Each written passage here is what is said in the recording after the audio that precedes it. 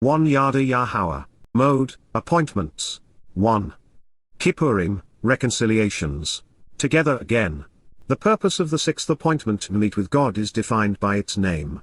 Yahuwah wants to reconcile his covenant relationship with Yisrael, individuals who engage and endure with God and Yahuwdah, beloved of Yah. Yowm Kipurym, the day of reconciliations, celebrates Yahuwah's return with his son, Dowd, and the resulting restoration of his relationship with his people. This is the ultimate family reunion.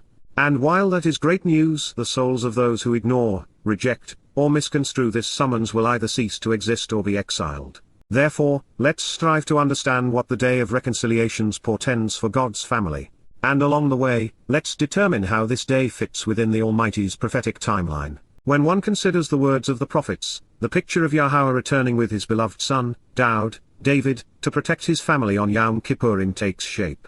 Many of the prophets speak of it, and some, like Zechariah and Malachi focus on the events of this day. Israelites and Yahweh, who will have thrown off the yoke of religion, will come to embrace Yahuwah, coming to love his name at long last. However, for those who have come to destroy Jerusalem and annihilate Jews, their rendezvous with destiny will not go as they will have hoped. To this Mow'ed Mikra, designated by Yahuwah as Yowm Kipurym, has become known as the Day of Atonement. Over time, rabbis altered God's testimony to suggest that atonement, which is a religious term for reconciliation, could only be achieved by afflicting oneself. As a result, Yahuwah's intended reunion with his people is a time of religious suffering and deprivation whereby Orthodox Jews abstain from all food and drink for 25 hours. It is as if they dread reconciliation. Our dictionaries tell us that afflict is from the Latin afflictere, meaning to be struck and cast down.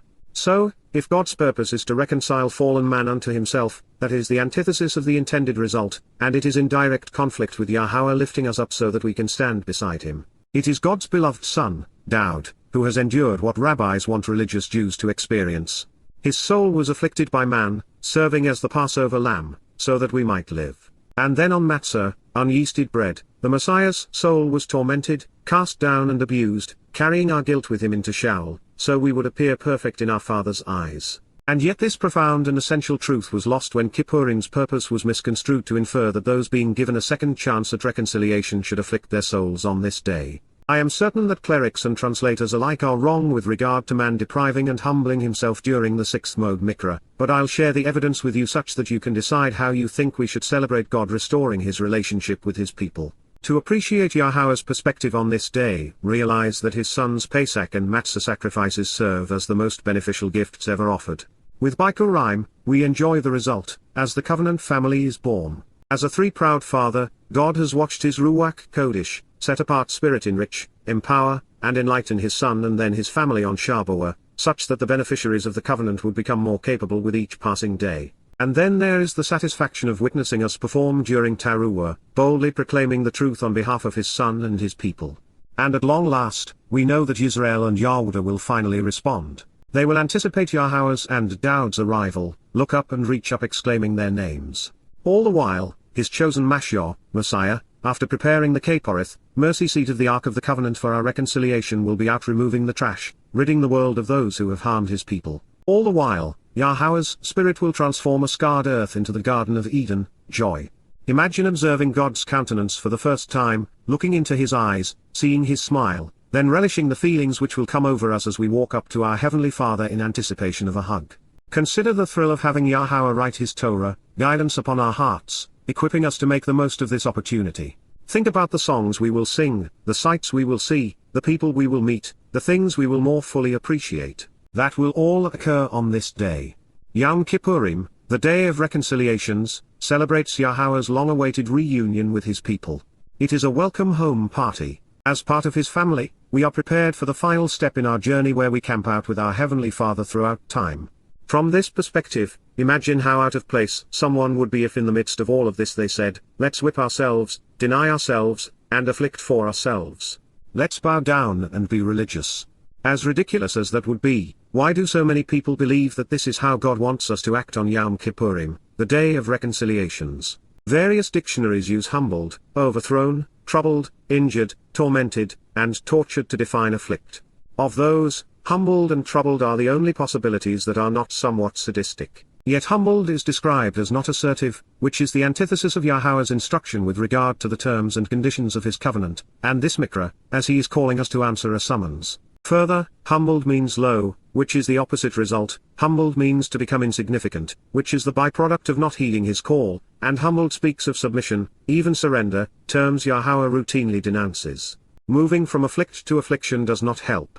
It is defined as the cause of persistent pain and distress and as great suffering. That may be the devil's means to a grand reunion, but not Yahweh's. To understand the actual purpose of this day, and to better determine the means to God's intended result, let's turn to the book of Karath, called out. Missing the point, the religious renamed the book Leviticus in the 14th century. Immediately after concluding his thoughts on Towrah, we find, then, Yahowah, Yahweh, a transliteration of, our Eloah, God as directed in his Torah, teaching regarding his higher existence, declared the word, Dabar, talked with and spoke to Moses, Moshe, as the Almighty to the one who draws out, saying, Lama, approaching by declaring, Karath 23:26. 5 exclusively, only, during, the 10th, Hasor, 10, from Ashar, to enrich, of the 7th, Shabi, 7, from Shaba, to vow or promise in a solemn oath, month, Hadesh, time of renewal and restoration and renewing moon, is the day Yowm, of reconciliations, Kipurym, atonements, pardons, and forgiveness, from Kafir, to make reconciliation by purging and covering. This, hue, exists as, higher, was, is, and will always be, imperfect, genuinely without NB, a set apart and special, Kodesh, a uniquely important and separated, sacrosanct and unchallengeable, invitation to be called out and meet, Mikra, as a welcoming summons to read and recite, to call out and pronounce the name, and to proclaim the purpose of the relationship, from to ponder the implications of Kara, inviting and summoning, meeting and greeting, calling out and proclaiming, reading and reciting. For you all to approach, la atom, for your, plural, benefit. Kara, called out, Leviticus 23:27 in part. Excuse me for stating the obvious, but this is the word of Yahweh, and he just so happens to be God, the creator of the universe, and the author of life. Therefore, anyone who would discount, misconstrue, or replace this testimony with religious jargon is circumventing God's intent and misleading those who believe them. We do not very often see a declaration announced with which means exclusively and only. Therefore, there is something unique about Kipurym, something which will only occur once and on this day. The numbers designating the timing are instructive in themselves. This is the 7th month, the time of promise. It is the 10th day, symbolizing our enrichment. 7 is conveyed by the Zayin, which depicts a plow removing the weeds while turning over the ground and preparing it 6 to receive nutrients and support new growth when moving in the correct direction. 10 is portrayed by Yahweh's Yod hand reaching down and out to us at this time. As is the case, however, with the other Mow'ed, eternal witnesses, Yowm Kipurym, the day of reconciliations, this is a Mikra Kodesh, set apart and special invitation to be called out and meet. This designation helps shape our appreciation for how it should be observed. It is an opportunity to read and recite the Torah, to proclaim Yahweh's name, to invite friends and family to come home with us, to summon God's people, welcoming them into the covenant. Kippur is used 8 times, always in the plural form as Kipurym. It is based upon the verbal root, kafir, to make reconciliation by purging and covering. This indicates that by purging us of the residue of religious corruption, we are cleansed of its stain and stigma. Then we can be covered in Yahweh's light, coming to appear perfect in God's eyes. As reported, Kipurym can convey atonement, especially if it is cleansed of its religious trappings, because atone means to repair the damage done by an offense by way of expiation. To expiate is to extinguish any guilt incurred so as to make amends. Atonement is therefore a specific form of forgiveness which includes a pardon, and leads to reconciliation. As such, the name Yahweh assigned to this day is consistent with the message of Passover and unyeasted bread. These are related in sequential events, one flowing from the other. Based upon these insights, Kipurym is most accurately translated as reconciliations, as purging the past to provide a pardon. It is a time for forgiveness and thus reconciliation of the relationship. To reconcile is to resolve a dispute and to restore rapport. In the plural form, this is the day of 7 reconciliations. God has many sons and daughters, so he is continuing to build his covenant family. At Kipurym, we find affirmation that Yahweh is reconciling the relationship between all 12 tribes, those of the northern kingdom, and Yahweh, and also between Israel, Yahweh, and himself. The day of reconciliations is between Yahweh and his people, Yisrael and Yahweh. It has nothing to do with Gaum. other than being among those who played a role in announcing Yahowah's intent regarding Kippurim, and to have increased the number of beneficiaries, even to have explained the prophetic implications of this day. Goyim will be celebrants in the audience, nothing more. We will consider ourselves fortunate to be allowed to witness the reunion, and to have been adopted into the same family. There is another, albeit related, aspect of Kippurim. Karath, like Kippurim, is based upon kafah. It is used to describe the cover of the Ark of the Covenant, which comprises the mercy seat. It would serve as the place of reconciliation when the high priest sprinkled the karath of the Aaron edges 7 times with the blood of the sacrifice during the day of reconciliations. For context, here is one of the 27 times the karath is mentioned. When Moshe went into Boel, the radiant tent, Ohel, of the eternal witness to the restoring appointments, Mow'ed, the continuing testimony regarding the scheduled meetings, occurring during regularly scheduled and specific times to gather together and celebrate the agreement, from Mo, this pertains to and eternal witness, everlasting testimony, enduring evidence, and restoring stipulations, to speak, la dabar, with Yahowah, Yahowah, he heard, wa shama. The voice speaking to him from above, hakal dabar el huminal, the karath, mercy seat, karath, the place of reconciliation, the cover or lidivate the Ark of the Covenant, representative of purging the past to cleanse the soul, from kafah, to purge, cleanse, remove.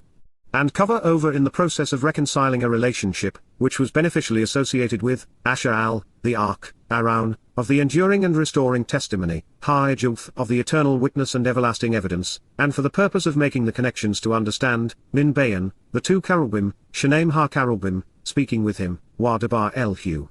Bamidbar, Numbers 7:89. As a merciful cover, Kippurim and Karath are symbolic of the garment of light provided by the set-apart Spirit. She adorns us in it when we become covenant, giving us the appearance of perfection. This precludes God from seeing the darkness of our shortcomings. Early on, Yahowah introduced the concept of covering something very special to protect it, telling Noach to kafah, coat and cover the ark inside and out. Then to make sure we would not miss the metaphor, in Bersith, Genesis 6:14, he called the ark being covered and coated a beth, family home. This is relevant because we will soon discover that Yowm Kipurym provides the opportunity to bring Yahowah's family back together. At the conclusion of Kara, Leviticus 23:27, we also find confirmation that the day of reconciliations isn't for God. It is la'atam, for all of you to approach and draw near.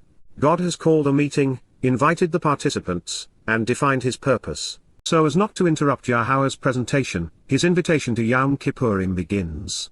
Then, Yahowah, declared the word, Dabar, to Moshe, saying, La Ma, Kara 23:26, exclusively, during, Bar, the 10th, Hazor, of the 7th, La Ha-Shabi, month, Ha-9 Hadesh, is the day, Ha-Zeh Yowm, of reconciliations, Ha-Kipurym. This, hue, exists as, Haya, a set-apart and special, Kodesh invitation to be called out and meet, Mikra, for you all to approach, La Atom. Then, your soul, Wa Ethnepesh Atom, that part of you which is capable of being observant and responsive, should respond, anah, should answer by replying to the summons, making a declaration after engaging in thought, vocally communicating, feel perfect, the fiery light is responsive and supplies answers when you reply, and appear before, Karab, coming close and drawing near, presenting yourself while staying in close proximity to, the feminine manifestation of the fiery light, Isha. The maternal aspects of God's light, the adoptive mother who purifies, enlightens, and elevates, to approach, La, in relation to approaching and moving toward, Yahowah, an accurate presentation of the name of Eloah, God as guided by his Torah, instructions regarding his higher existence. Kara, called out, Leviticus 23:27. Our nepesh is our soul, our consciousness. Common to all animals, it is the essence of life, making us aware, able to be observant and responsive. It is precisely what we need to be able to shema, observe the word of God and anah, respond. Yahowah provided humankind with a neshamah, conscience to mitigate the soul's lone inadequacy, giving us the ability to think logically and make reasoned and moral decisions. This is the aspect of our nature that is currently ebbing away, ceasing to be functional in most people. In the material realm, as mortals, we need both body and soul to function. In the spiritual realm, physical bodies would become an enormous liability, so all that matters for those transitioning from one realm to the other is our nepesh. It is the repository of almost everything that makes you you, including your attitudes and aptitudes, your personality and character, and the memory of your past experiences and aspirations. Yowm Kipurym is the sixth step on the path from being physical to spiritual, from being mortal to eternal, from being flawed to perfected, and from being limited to liberated.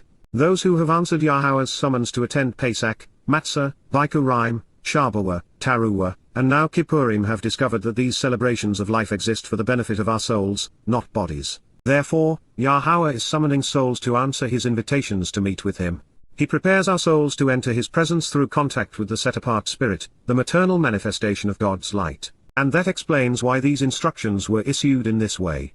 There is no question that nepesh is used to describe our souls, and for the reasons we have articulated. It is our souls, not our bodies, which benefit from Yahweh's provisions. And while that sounds simple enough, rabbis have managed to totally misconstrue Yahweh's intent. In their twisted minds, Jews must deny themselves on this day, doing so in numerous ways including fasting. Moreover, fasting deprives the body, and God was addressing our soul. To contravene Yahweh's intent and negate the ensuing benefits, rabbis had to mistranslate, misrepresent, and misconstrue most of what he said. For example, they turned this. Then, Yahweh, declared the word, Dabar, to Moses, Moshe, saying, Lama, Kara 23:26, exclusively, during, Bar, the 10th, Hasor, of the 7th, Laha Shabi, month, Ha-11 Hadesh, is the day, Ha-Zeh Yowm, of reconciliations, Ha-Kipurym.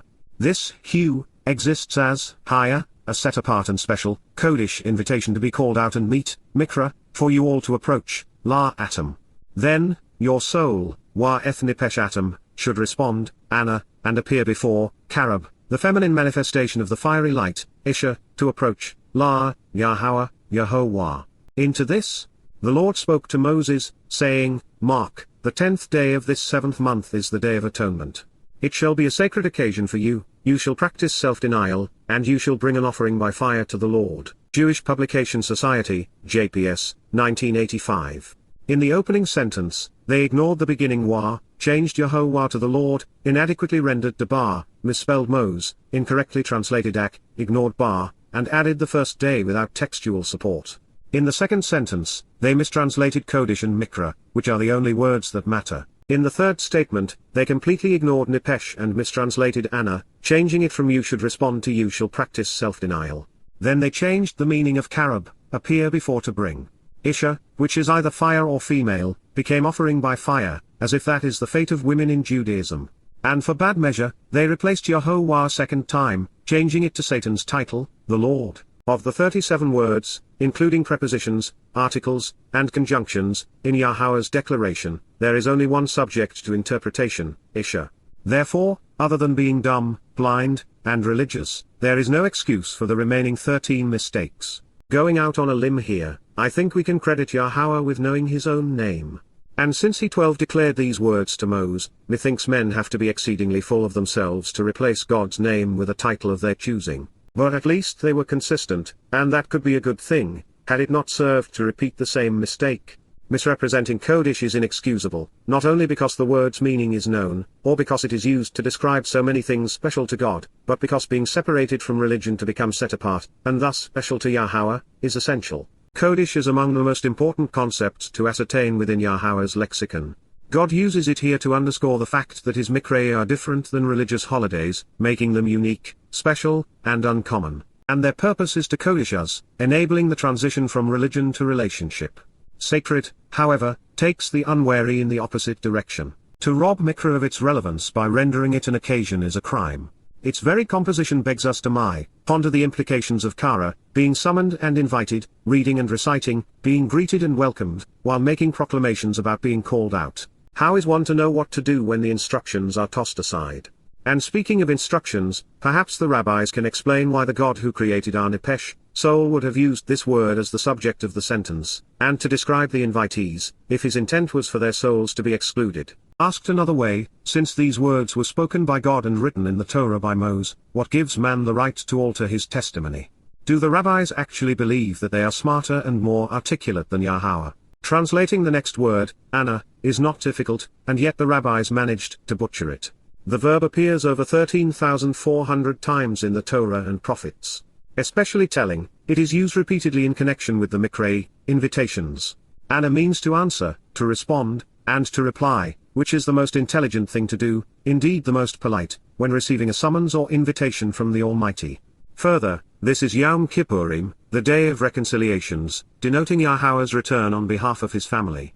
How dense do the Hasidic have to be to turn such a wonderful occasion into a day of deprivation and affliction?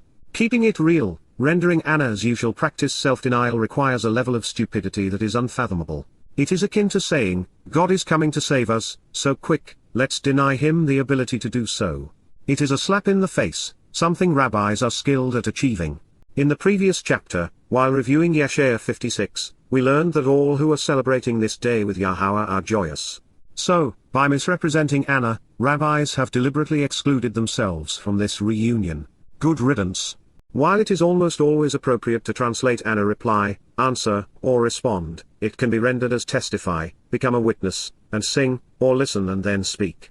On rare occasions, should the context dictate no other viable option, anah can be rendered as afflict. For example, in Miriam, the children of Israel were anah, oppressed and suffered under religious and political persecution. However, since the Mikra exist as God's means to free his people from such suffering, it is certain that they do not exist to impose misery. Being afflicted, disturbed, and oppressed in a state of anxiety and distress, being miserable and wretched, being raped and violated in humility, denying oneself is not how to celebrate a reunion with God when our relationship is reconciled. If you cannot get this word right in this context, you have no business with God. 14. As we move on to the next word, karab is a verb appearing nearly 300 times. Its meaning is so clear that to misrepresent it suggests the intent to deceive. Karab conveys to approach, to come and draw near, and to be present in close proximity. It does not mean, as the JPS published, bring or bring an offering. To karab is to be present, not to bring a present. In our initial encounter with Isha or Isha, depending upon the preferred vocalization, I was forthright in explaining the possibilities. The same word, written the same way, is either the feminine variation of fire, the symbol Yahweh used to present himself to the children of Israel, or it speaks of a female individual. In the latter case, since Yahweh refers to himself using Ish, an individual, which is simply the masculine variation of Isha, it would be appropriate to apply the feminine form to the Ruach Kodesh because the set-apart spirit represents the maternal aspects of Yahweh's nature. While fire is germane to Isha, it cannot rationally or etymologically be extrapolated as an offering made by fire. Should you be orthodox, do you actually believe that Yahweh wants us to approach him bringing gefilte fish flambe or burnt matzah balls? And why would anyone be bringing anything to the fire if the Day of Atonement is supposed to be a fast? Do the religious suppose that God wants to eat while the faithful are deprived, as if replicating the scene in a concentration camp? Is the Hasidic God that perverted, or are they the problem? Yahweh chose to manifest his presence to the children of Israel using Esh, fire, for a reason. Fire provides light. It attracts attention. It is warm and beautiful when approached correctly but can be destructive if abused. We can use fire to remove pathogens from water and to cook food which would otherwise be unpalatable or unsafe. And speaking of safety, fires are used to protect a campsite and to extend our journey into night, giving 15 families the opportunity to commune together, longer. Also, the heat and smoke of a fire rise up to the heavens, symbolic of the Mikra's purpose. In addition, with the transformation of our nature from physical to spiritual during the Mow'ed, a fire converts organic material into energy, especially light. This realization and insight may be the principal reason Yahweh asked Moses to scribe Isha, the feminine depiction of fire, into his invitation.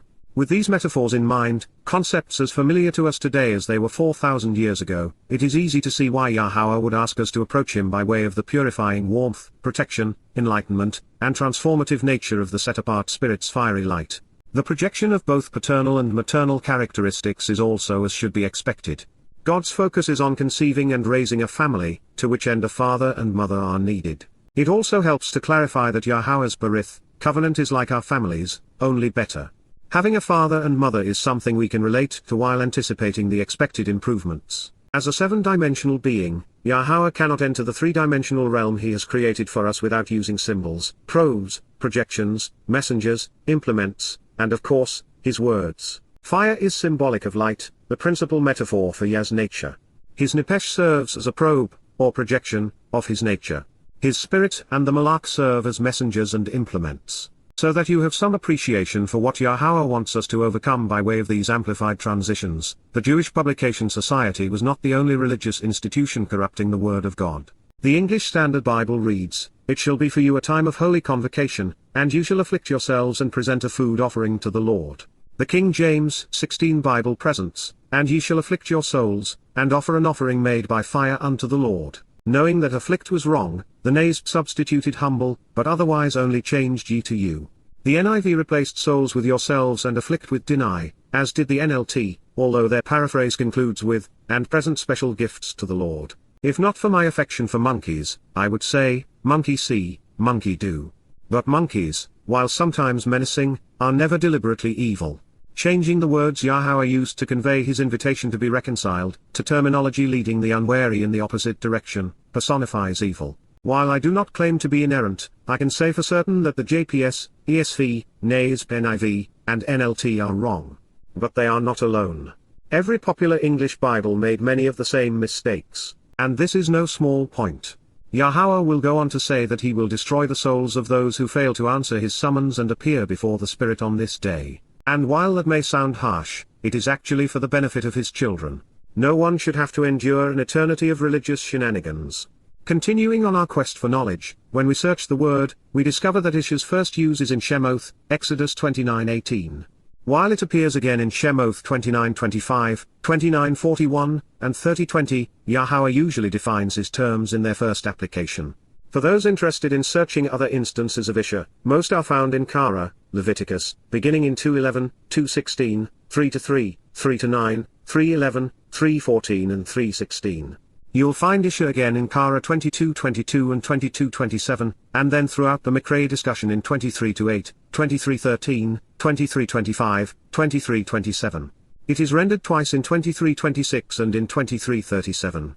Variations of Isha, Ishi, and Isha are found beginning in Leviticus 1:9, in 23:18, and in 24:9. 17. Turning to the first use of the word in Shemoth 29:18, we find kata being written to convey the burning of an el, or male sacrificial lamb, which ola, rises up to Yahowah. While ola simply means to rise, it is commonly rendered as a burnt offering. The fact that it is deployed 286 times in this context to convey the idea of an uplifting offering is one of the reasons I am reluctant to render Isha the same way. God has a word to describe the nature of an offering that rises. And that word is ola, not Isha. To fully appreciate the meaning of Isha in Shemoth 29:18, let's consider its use in the context of the whole verse. God says, burn, kata, rendering as smoke, the entire, shirl, lamb, el, on, eth, the altar. It, hu, rises up, ola, as an offering which elevates, from Allah, to ascend, toward, la, Yahowah, as the spirit of soothing acceptance, re'ek. The maternal manifestation of the fiery light, Isha, Isha, serves as a counselor, conciliating and reconciling, Ehoch, brings acceptance, winning us over, resolving and settling outstanding issues between us, hu, to approach, la, Yahowah. Shemoth, names, Exodus 29:18. In the context of the sacrificial lamb, of a conciliating and reconciling counselor, of raising us up, and of the soothing spirit of acceptance, the maternal manifestation of the fiery light is perfectly appropriate. It defines the role the set-apart spirit plays in resolving the issues that separate us from our Heavenly Father. And I suppose that is why the root of re'ek is ruach, spirit. Furthering this connection, Nehoch is related to nuvak, meaning to settle down as a beneficiary of amnesty. And Nehoch speaks of a conciliatory counselor who makes us compliant with God. The only way for us to rise up and be included in Yahowah's family, is through the spiritual transformation facilitated by our spiritual mother. This is the meaning 18 behind the second of 7 instructions, consider your heavenly Father and spiritual mother significant and worthy so that your days will be prolonged in the promised land, Yahowah, your God, gives to you as a gift. Shemoth, names, Exodus 20:12. With all of this considered, I'm comfortable with the following translation. Then, Yahowah, Yahowah, declared the word, Debar, to Moses, Moshe, saying, Lama, Kara 23:26, exclusively, Ak, during, Bar, the 10th, Hasor, of the 7th, La Ha-Shabi, month, Ha-Hadesh, is the day, Ha-Zayam, of reconciliations, Ha-Kipurym.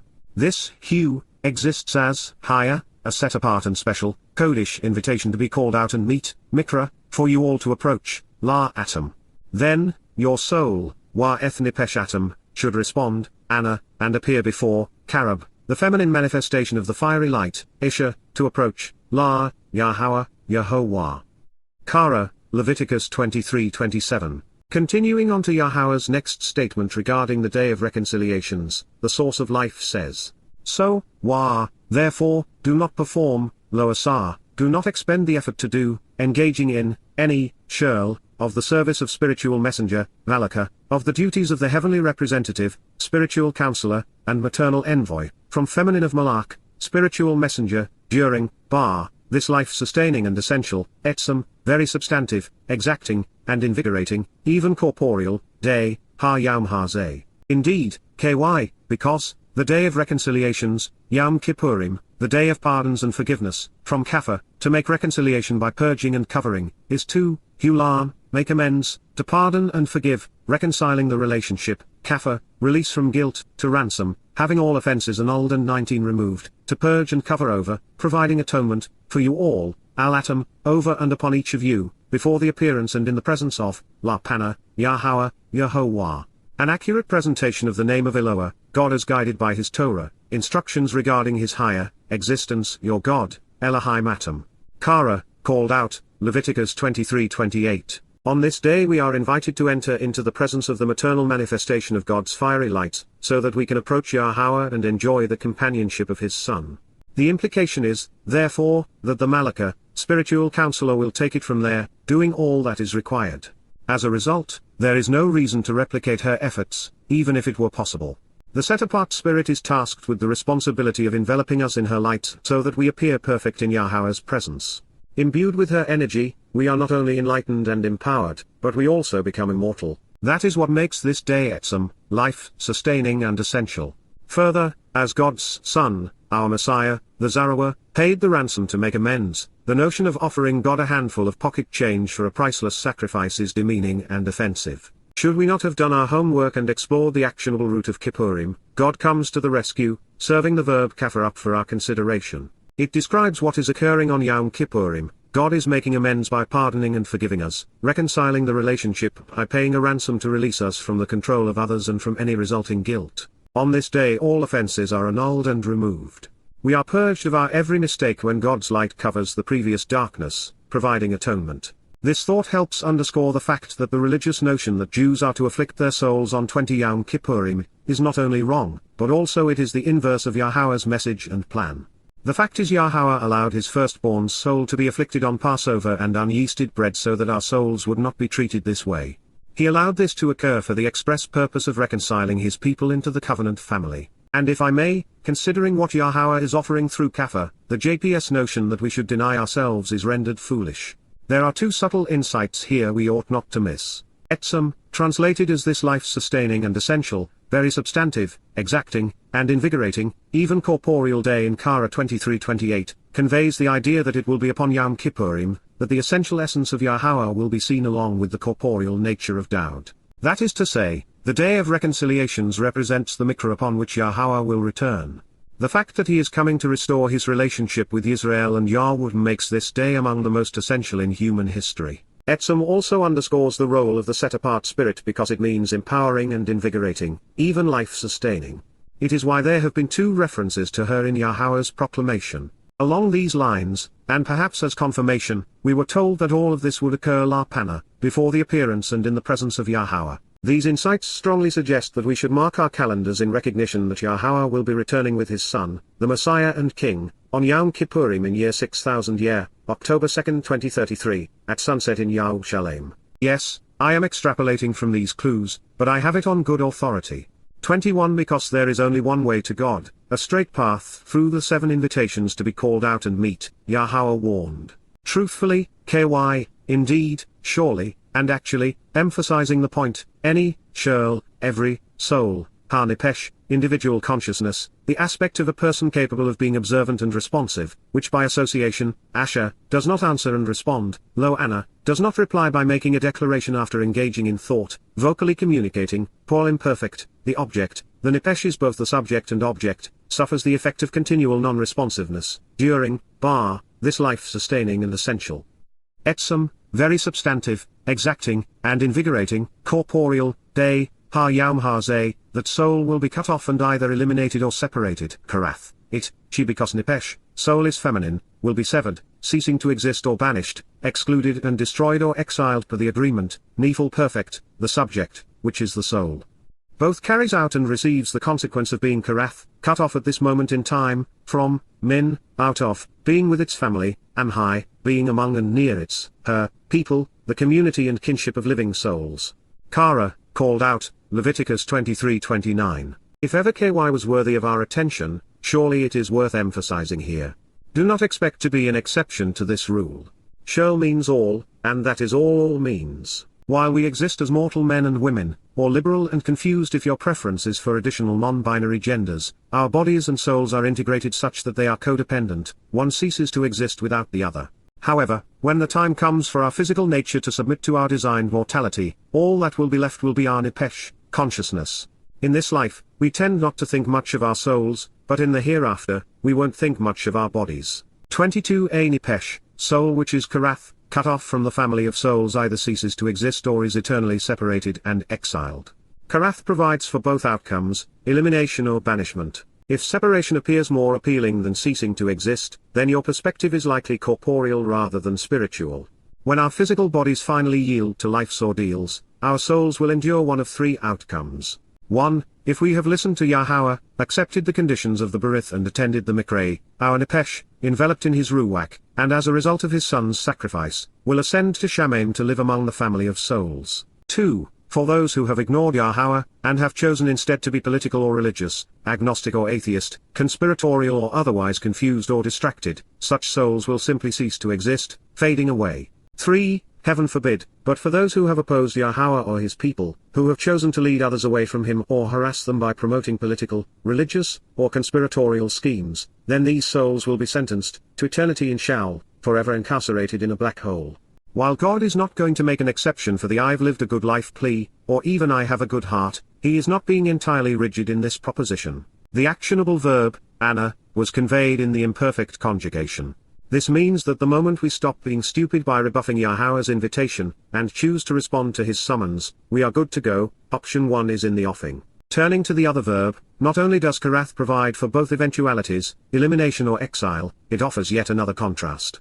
The covenant was established with the 23 same verb. We are cut into it or cut out of the Berith based upon our response to Yahowah's conditions. Also telling, karath, to cut into or out of, to include or exclude, was shaded by the nephil perfect. In this case, the subject, which is the soul, both carries out and receives the result of being karath, cut off at this moment in time. Therefore, whatever fate we choose is the one we are given. There are two significant challenges in translating this divine declaration out of Hebrew into English.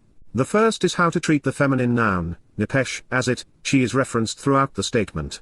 Should we render asher as which by association or who by association, referencing an object or person? This same question arises again in reference to the verb, karath, which was conveyed in the third person feminine singular, which is either it or she when addressing an object or person. In this case, for clarity, I wrote that soul will be cut off and either eliminated or separated rather than she or it.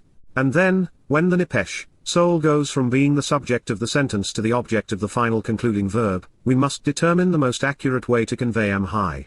Is the best way to communicate the intended meaning to translate the suffixed personal feminine pronoun high as its, her, or soul, since that is what high is referencing. The second challenge lies within because it can be translated as people, family, or related kin, even community, or in some cases ethnicity or nation. Further, pronounced rather than the same two letters, serve as an inclusive preposition. While means together with and among, I compromised with high, being with its family because I think that God's thought would be more clearly understood with the community and kinship of living souls. With so much at stake, full disclosure and complete transparency are necessary. The more you know, the better. 24 Including being aware that languages are exceedingly valuable, and yet imperfect implements. At this point in our review of Yahowah's story, it is unlikely that you would be here with us unless you are into the details and possibilities and committed to learning and understanding. Also, I suspect that you have come to realize that, when God works through people, he recognizes that they will be incorporated into the presentation. We are people, not machines. When we consider this presentation of Yowm Kipurym in the context of its fulfillment in Malachi, the prophet tells us that, upon the occasion of Yahweh's return, those who do not revere Yahweh's name, his Shabat, and his word will be uprooted and severed from the land and vine. It is yet another affirmation that God will return on this day. Let's be clear, because God is being precise. He is not saying, as Christians or Muslims profess, obey me, or I'll torture you in hell forever. Instead, he is announcing, if you ignore my invitations to resolve our differences, then your current mortal existence is the only life you will experience. Further, if you oppose Yahweh, his people, or his intent, you will be held accountable, the consequence of which will be eternal exile. The provision is from God, the choice is ours. The integrated fabric of the Torah and prophets conveys a consistent message: forgiveness and reconciliation are gifts granted by Yahweh. Therefore, for those who think that they can provide for themselves, there is a less desirable option.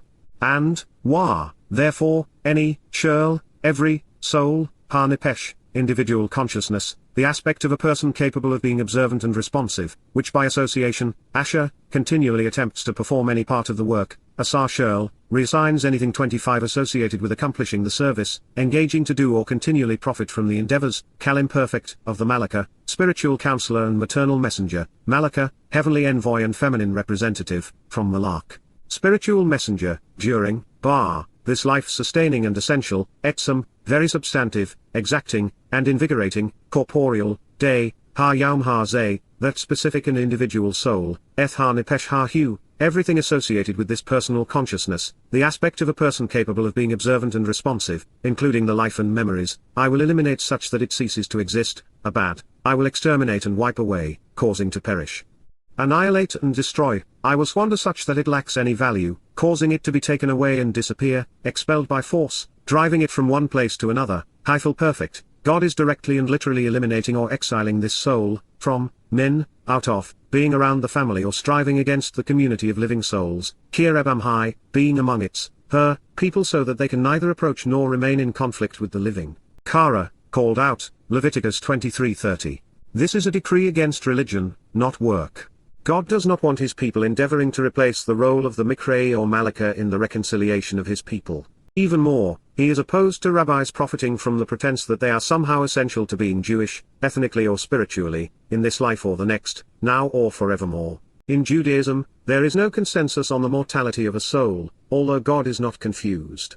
Despite what Yahweh conveys, rabbis do not accept the idea of hell serving as a place of eternal separation, and thus punishment, for what they have done to mislead Yahweh's people. No surprise, there, I suppose. Similarly, there is no consensus on salvation or heaven 26, with rabbis speaking of the redemption of Jews as a race through the religion. To explain away their miserable lives, they claim that their God deliberately punishes the most righteous of them so that by comparison whatever follows will seem better. I kid you not. The Hashem of Judaism is as perverted as the rabbis. In previous chapters we have detailed the nature of the Malakah, spiritual counselor, and realized that her title is derived by making Malak, spiritual messenger, feminine with the suffix -ar. She represents the maternal aspects of Yahweh's persona, which are obviously significant because Yahweh's name is also feminine. Also known as the Ruach Kodesh, set-apart spirit, the Malakah is particularly active during the Mow'ed Mikre, representing Yahweh's interests by serving us. Rendered as I will eliminate such that it ceases to exist, is the best possible outcome for those who would contravene the work of the Malakah. With conveying I will exterminate and wipe away, causing to perish, annihilate and destroy, it reinforces everything Yahweh revealed in the previous statement using karath, eliminated or separated. God has put us on notice that a religious soul is a squandered soul, and without value, it will either be taken away and disappear or be driven from mortality to endure immortality in an entirely different place. Also reinforced were our conclusions regarding Amhai, being with its family, among the community and kinship of living souls at the conclusion of Kara 23:29. This realization was taken further in Kara 23:30, with, Min Kireb Amhai, from being around the family, and away from striving against the community of living souls. God does not want his children exposed to the religious. During our review of Hosea's prophecies regarding Yisrael and Yahweh in an upcoming volume, 27, we will devote an entire chapter to the realization that there are three unique and vastly different outcomes awaiting human souls. At that time, absolute proof will be provided to confirm that some souls will live forever with Yahweh in Shamaim. Some souls will endure an eternity in Sheol with Satan, incarcerated within a black hole. but most souls will follow man's artificial and unreliable, albeit popular, path toward their dissolution, which remains the primary outcome depicted in these statements. According to this Torah, teaching, and hundreds more like it, the fate of a soul is determined based on whether a person has listened to Yah and responded appropriately. Those who ignore the summons and try to save themselves, will find death to be the end of life. But those who deceive, those who corrupt Yahweh's message and tell people such things as God wants us to be afflicted, disturbed, and oppressed, existing in a state of anxiety and distress, bending down and being miserable and wretched, will suffer a fitting, but less desirable, fate. They will spend eternity in a lightless prison designed for similarly religious individuals. Rabbinical thought on life in either heaven or hell is muddled, to say the least. To their credit, rabbis associate their Talmudic Olam Haba, in the forever, errantly rendered as the world to come, with a return to Gan Eden, the garden of joy. The thought is that a soul exists in a disembodied state until the time of bodily resurrection in the days of the Messiah. The best Talmudic story I could find, in which the world to come appears to refer to an afterlife, tells of Rabbi Joseph, the son of Rabbi Joshua ben Levi, who dies and returns back to life. His father asked him, "What did you see?" He replied, "I beheld a world the reverse of this one, those who are on top here were below there, and vice versa." He, Joshua ben Levi, said to him, "My son, you 28 have seen a corrected world." Talmud Bavli, Pesachim 50a. This is neither clear nor credible, but it was the best I could find. All of the tedium involved in being Hasidic hardly seems worth the effort. Since our decision to accept, reject, or ignore Yahweh's invitation to reconcile our relationship is life or death, acceptance or expulsion, Yahweh decided that warning us twice was not enough and, therefore, re-emphasizes this cause and consequence issue a third time. Do not consistently or habitually attempt to perform the work, lo asar, do not continually reassign that which is associated with accomplishing the service, engaging to do or profit from the endeavors, kal imperfect, pertaining to anything associated with, Shirl, the Malaka, spiritual counselor and maternal messenger, Malaka, the spiritual mother, heavenly envoy, and feminine representative, feminine of Malak, spiritual messenger. This is an eternal and everlasting, Olam, this is a perpetual and enduring, unending and unlimited, clearly communicated and inscribed prescription for living, Chaka, an engraved, written instructions which cut us into the relationship, throughout your generations, La Dawa Atom, in every situation and dwelling place, Bar Shol Moshab Atom, throughout all time in every household, location, and condition. Kara, called out, Leviticus 23:31. There is an escape clause and an exception should you be looking for one. With Lois R written in the imperfect, all one has to do is stop. The imperfect speaks of habitual and ongoing behavior which ceases to be either when we refrain. 29 The summons to appear before the Spirit on this day is for every Israelite, in every location, situation, and time.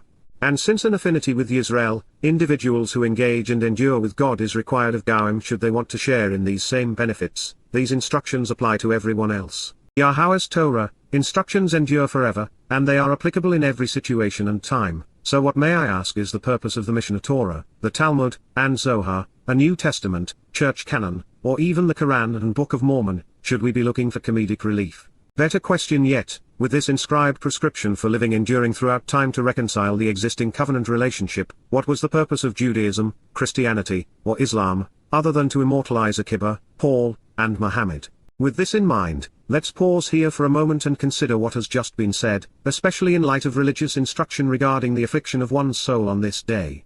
The Barith and Mikra, as well as the Torah, Nabi wa Mizmor, all convey the essential realization that Yahweh allowed his son's soul to be humbled and abused so that our souls would not be similarly afflicted. This is his message, and it was his son's sacrifice and gift. Since we cannot add to it or improve upon it, prudence encourages us to accept it. As was the case with the harvest of trumpets, Yowm Kipurym is a special Shabat, a time for us to celebrate our relationship with Yahweh. It is a day set apart to capitalize upon God's offer of reconciliation. It is for you, Hula Atom, a Shabbatown, an empowering and enriching expression of everything associated with the promise of 7, Shabbatown, a special set-apart day to revel in and reflect upon the meaning of the Shabbat and how during it we are enriched 30 and empowered, a Shabbat observance, a 7th day to celebrate with God, Shabbat, the promise of 7 shared on the 7th day. And so your soul, nepesh atom, that which is associated with your individual consciousness, the aspect of yourself capable of being observant and responsive, should reply by answering the summons and making a declaration, anah, should focus on this opportunity and then respond, making a thoughtful announcement. During, the 9th, Tesha, the 9th day, from Shah, to be observant and hold in high regard, looking forward to the next day, of the month, La Ha-Hadesh, associated with the time of renewal, in the evening, Ba Ha-Arab, at sundown, from, min, sundown, Arab, evening, until, up to as far as, sunset, Arab, evening, you should consistently observe, closely examining and carefully considering, Shema, actually and continually focus upon, literally paying attention to, Kal imperfect, your association with the Shabat. Shabat atom, your approach to the promise of the seventh day, and how you observe the Shabat. Kara, called out, Leviticus 23:32. The last time we witnessed the juxtaposition of Shabbaton and Shabat was during the introduction of Chag Matzah in Kara 23:3. The exact same advice was reprised in anticipation of the second and second to last Mow'ed, for Matzah, symbolizing the removal of Miraim, and for Kipurym, the ultimate reunion. The two most essential and life-sustaining days on Yahweh's calendar are framed by Shabbaton Shabbat, an empowering and enriching expression of everything associated with the promise of seven, a special set-apart day to revel in and reflect upon the meaning of the Shabbat, celebrating the seventh day with God. 31 Following the reminder that our souls are best served by replying to Yahweh's invitation, we are told something that we do not see elsewhere. Recognizing that Yowm Kipurym is observed on the 10th day of the 7th month, we are being directed to be especially vigilant on the 9th day, particularly with regard to our personal interpretation of the Shabbat. It is as if God is telling us that the Shabbaton Shabbat of Yowm Kipurym is so essential to our standing with Him, that we need to get it right, and that the best way to achieve that result is to be properly prepared. This statement may also be indicating that the 10th day of the month begins when the sun sets on the 9th day. It could be suggesting that we must use the day preceding the Mikra to prepare for it, since the party begins as soon as the sun sets. Also, since this Shabbat observance continues from sunset to sunset means that, for the purpose of observation, a day begins and concludes at sundown.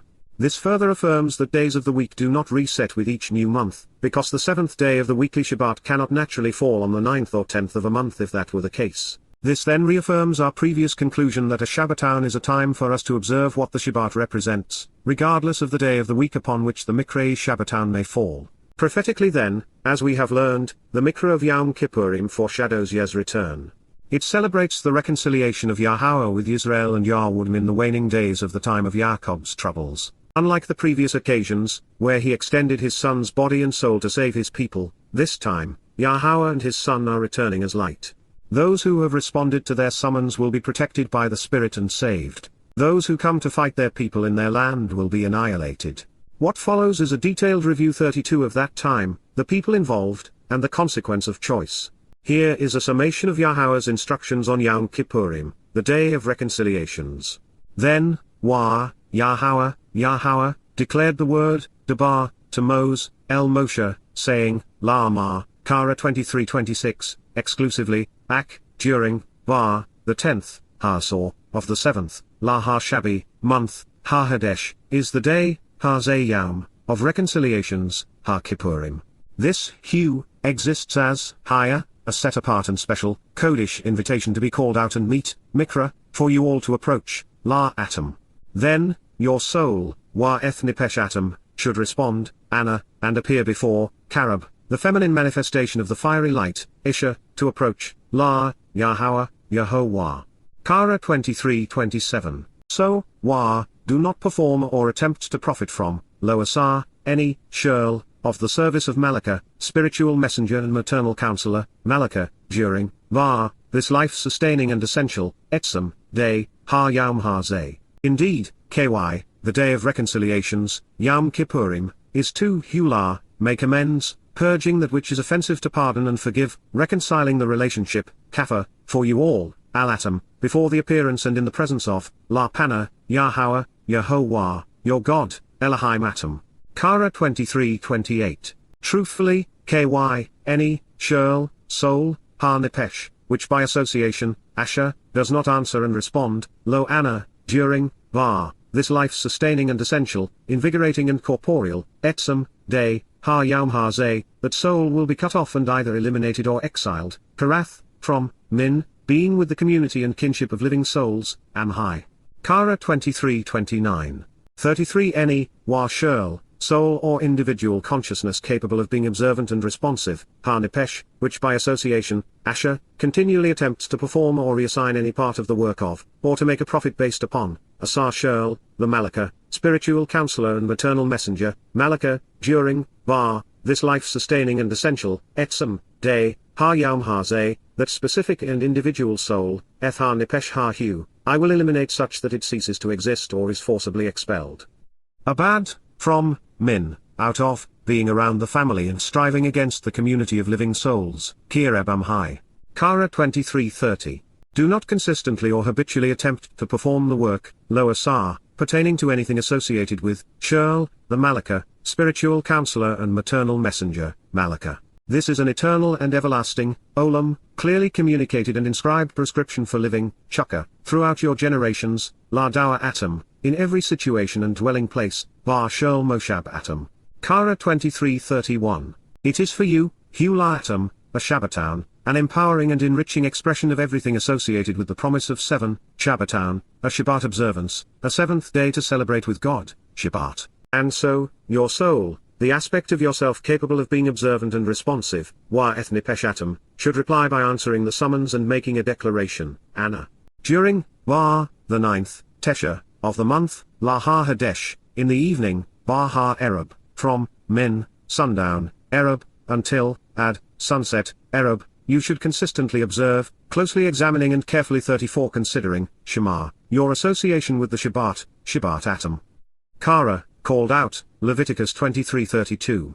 Before we consider the profound prophetic implications of Yowm Kipurym which God has shared with us for our edification, I want you to appreciate how theologians have robbed so many of his truth by promoting pagan religious schemes. All Saints' Day, also known as All Hallows' Eve, shortened to Halloween, is a direct counterfeit of the actual intended purpose of the Day of Reconciliations. It was originally celebrated as a Celtic festival which focused on the dead. This was the day, or so it was believed, that the deceased tormented the living, plaguing them with diseases and damaging their crops. These spirits needed to be appeased, so costumes were worn by the living to mimic the dead spirits they were trying to placate.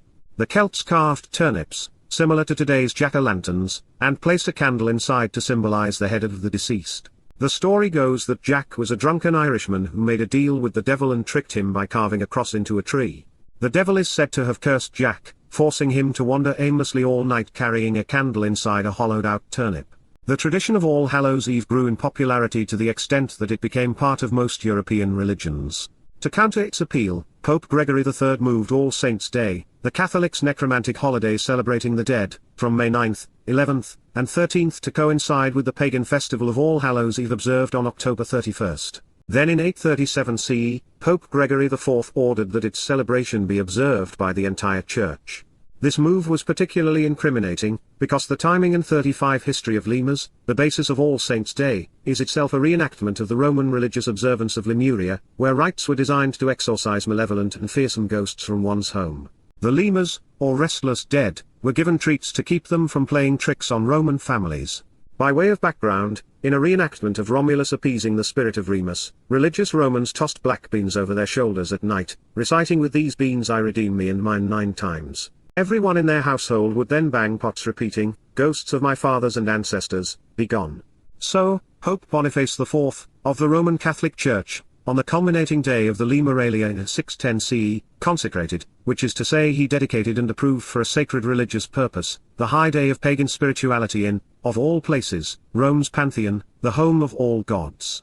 His dedication was specifically made to the Blessed Virgin and all the saints, which I am sure made the goddess for whom Easter is named, and the Madonna was based, very happy. The worship of dead spirits, or saints, is necromancy, and it is called an abomination by God. There shall not be found among you one causing his son or daughter to participate in magic, fortune-telling, witchcraft, consulting with dead spirits, sarlobe, one who evokes the deceased, the act of calling upon dead spirits for approval and support, praying to saints, or one who beguiles by summoning spirits, one who causes the premature death of others by way of the destructive worship of heathen deities. All who do these things are an abomination, hated and detested by Yahowah. Dabarim, words, Deuteronomy 18:10-12. 36 The purpose of Christianizing the Roman religious festival was to incorporate popular pagan beliefs into Catholicism, making it easier for the universal religion to assimilate the masses and thus control them. So as the adherents of Roman sun god worship were incorporated over time, and there were new pagans to assimilate, All Saints' Day was moved to October 31st to coincide with the Northern European observance of All Hallows' Eve. It was then that Pope Gregory III, 731–741 CE, approved and dedicated it, sanctifying it in the Basilica of St. Peter, saying, "It was a day for all saints, and it should be observed as a day of fasting." The fasting aspect of the papal edict most likely arose because the date of All Hallows' Eve coincides most closely with Yowm Kipurym, the rabbinical day of fasting and self-denial. The religious holiday, now known as Halloween, came to America with the arrival of the Catholic Irish during the potato famine. It has subsequently grown into one of the nation's most celebrated evenings. In the process, the pagan necromantic celebration of Halloween has become a wildly popular counterfeit of Yahowah's sixth Mikra. In this way, it is identical to another Roman celebration, Dies Natalis Solicing Victi, the birthday of the unconquerable sun. The Roman legions honored Mithras, the Babylonian sun god, and god of Constantine, the founder of Roman Catholicism, on this day. During the reign of Aurelian, in the 3rd century CE, the December 25th observance of the birthday of the unconquerable sun was promoted as an empire-wide holiday, in honor of the legions and their god. It would serve as the basis for onward Christian soldiers marching as to war, with the cross of Romans going on before. The transition from Roman militarism to the Christian religion was aided by fellow Roman, Paul, who told Timothy, "You, therefore, endure hardness, as a good soldier for Jesus Christ." 37 Back in the time of Julius Caesar, Saturnalia, named after the Roman god, Saturn, was observed on the winter solstice, which also fell on December 25th. It marked the birth of the son of the sun. This date was chosen because, 9 months earlier, the Mother of God and Queen of Heaven, the Madonna known in the Torah and prophets as Ashtaroth, was impregnated by the sun on Easter, marked by the Sunday nearest the spring equinox. This pagan religious holiday featured a bunny who laid colorful eggs, the consumption of ham, and hot cross buns, not unlike the celebration of Easter today. Then continuing to foreshadow Christmas, the Saturnalia, turned Dies Natalis Solicing Victi, was celebrated by exchanging gifts, placing lights on trees cut from the woods, hanging circular wreaths, and burning Yule logs. These customs, still practiced by the preponderance of Christians, are not popular with God. Hear the word which Yahowah proclaims to you, O household of Yisrael. Yahowah says, "Do not walk, conducting your life, in the ways of the Goyim nations, Goyim, and do not teach, lamed, or be trained in, becoming accustomed to, the signs or symbols from the sky, for the Gentiles are confused and destroyed by them. For the customs and traditions of the foreign nations, amim, estranged people and cultural communities, are delusional. They cut down trees from the forest, the work of their hands with an axe. They decorate it with silver and gold. They fasten it down so that it will not totter. Their trees are like finely decorated cultic objects. They cannot speak, they cannot walk and must be carried. Don't revere or venerate them. Indeed, from them, there is nothing beneficial." 38 There is none like you, Yahowah. You are empowering and your great personal and proper name is mighty. Who would not revere you? Indeed, it is your due. For in all of the sages and Gentile nations, including their empires and governments, there is none like you. They are unreceptive, often senseless and destructive, and foolish, lacking understanding in their doctrines and teachings of delusional idols and cultic icons made of decorated trees. Yirma'yah, Jeremiah 10:1-8. Cyprian, considered a church father, a wealthy pagan whose writings transformed him into a venerated Catholic saint, wrote, "Oh, how wonderfully acted Providence that on that day on which the Son was born, Christ should be born." It is from this kind of irrational and ignorant reasoning that religions are conceived. And that is why the Catholic Encyclopedia asserts that the Sol Invictus festival has a strong claim on the responsibility for the date of Christmas. Mario Righetti, a renowned Catholic liturgist wrote, "The Church of Rome, to facilitate the acceptance of the faith by the pagan masses, found it convenient to institute the 25th of December as the feast for the temporal birth of Christ, to divert them from the pagan feast, celebrated on the same day in honor of the invincible sun, Mithras." Manual of Liturgical History, 1955, Volume 2, p. 67, and through this corruption, turned counterfeit, the meaning and purpose of Sukkah, shelters was lost upon Christians. Even worse, the masses were taught to celebrate the birth of Jesus, an irrational impossibility if he were God. While I cannot predict your reaction to this horrible news, I can tell you that the more I learn, the more I come to dislike the Church for what this whore has done. It is not an accident that Yahowah's 7 essential days, his 39 invitations to be called out and meet which embody the way to him, were concealed, corrupted, and counterfeited by man's religious traditions. It is not an accident that the Church's replacements were all pagan, all based upon the worship of the sun, and all derived from Babylon. One such error would be a bad coincidence. Scores of them are something entirely different. let's continue to assess what Yahowah revealed regarding his return on Yowm Kipurym, the Day of Reconciliations, especially attuned to the role Dowd plays in the reconciliation of God's relationship with Yahuwdah and Yisra'el. To do so, there are two additional prophecies from Yirma'yah, Jeremiah. These will be dire days for Yisrael and Yahuwdah. During the time of Jacob's troubles, anti-Semitism will be worse than during the Second World War. Conspiracy theorists on the far left and right will be painting God's people as if they were the devil's minions. The tiny nation will be forced to cede control of land, given by Yahowah, to terrorists representing Satan. With the world at war, Muslims and then communists will target Israel, blaming Jews for everything. As the world turns dark, environmentally, politically, religiously, militarily, culturally, and conspiratorially, and good judgment becomes as rare as the truth. When all seems lost, Yahowah and his Mashiach will return to save Israel and restore their relationship with Yahuwdah. This, then, is that story.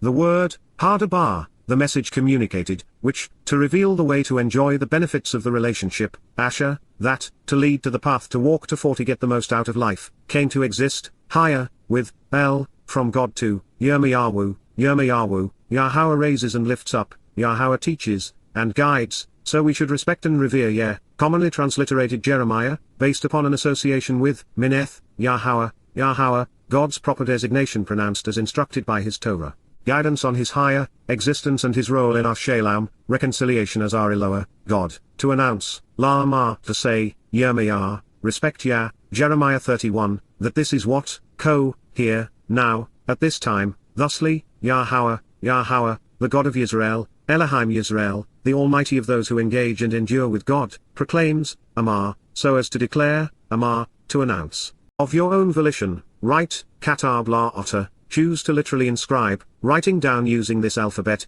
Kal imperative, all of these words, Eth Shurl Ha Dabarim, every one of the statements and the entire message, which lead to the proper path to get the most out of life, that, Asher, which reveal the benefits and joy associated with the relationship, that, I have and will be speaking to you, Dabar El Otter, doing so in a written document, El Sefer, in an inscribed letter upon a recorded scroll such that there is a written record.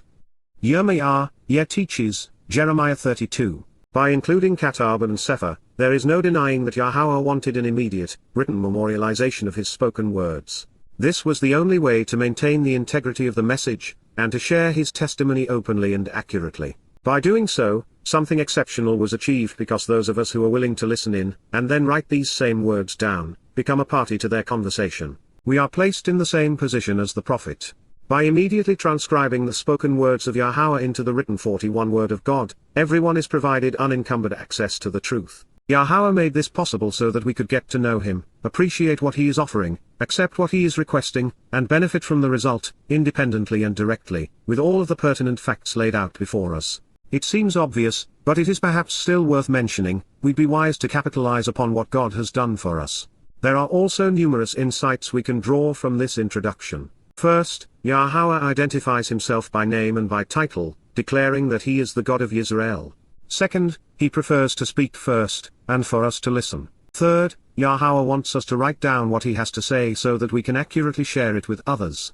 Fourth, Yahowah chooses to communicate to us through the prophets he has chosen. Fifth, Yahowah proves the authenticity of his prophets, through the actual fulfillment of their prophecies. Sixth, Yahowah wants us to observe his written word as a collective whole rather than in bits and pieces. His testimony should never be pulled out of context nor truncated to suit anyone's agenda.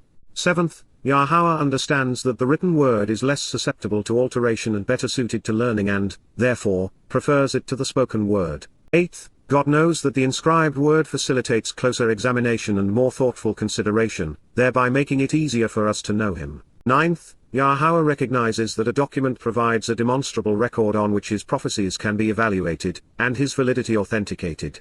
We should also be smart enough to realize that, when some pretentious religious proponent claims that God spoke to him, he is lying. We know this because God had his prophets write down everything he had to say. He used 42 the one name, Yahowah, that the Nimrods abhor.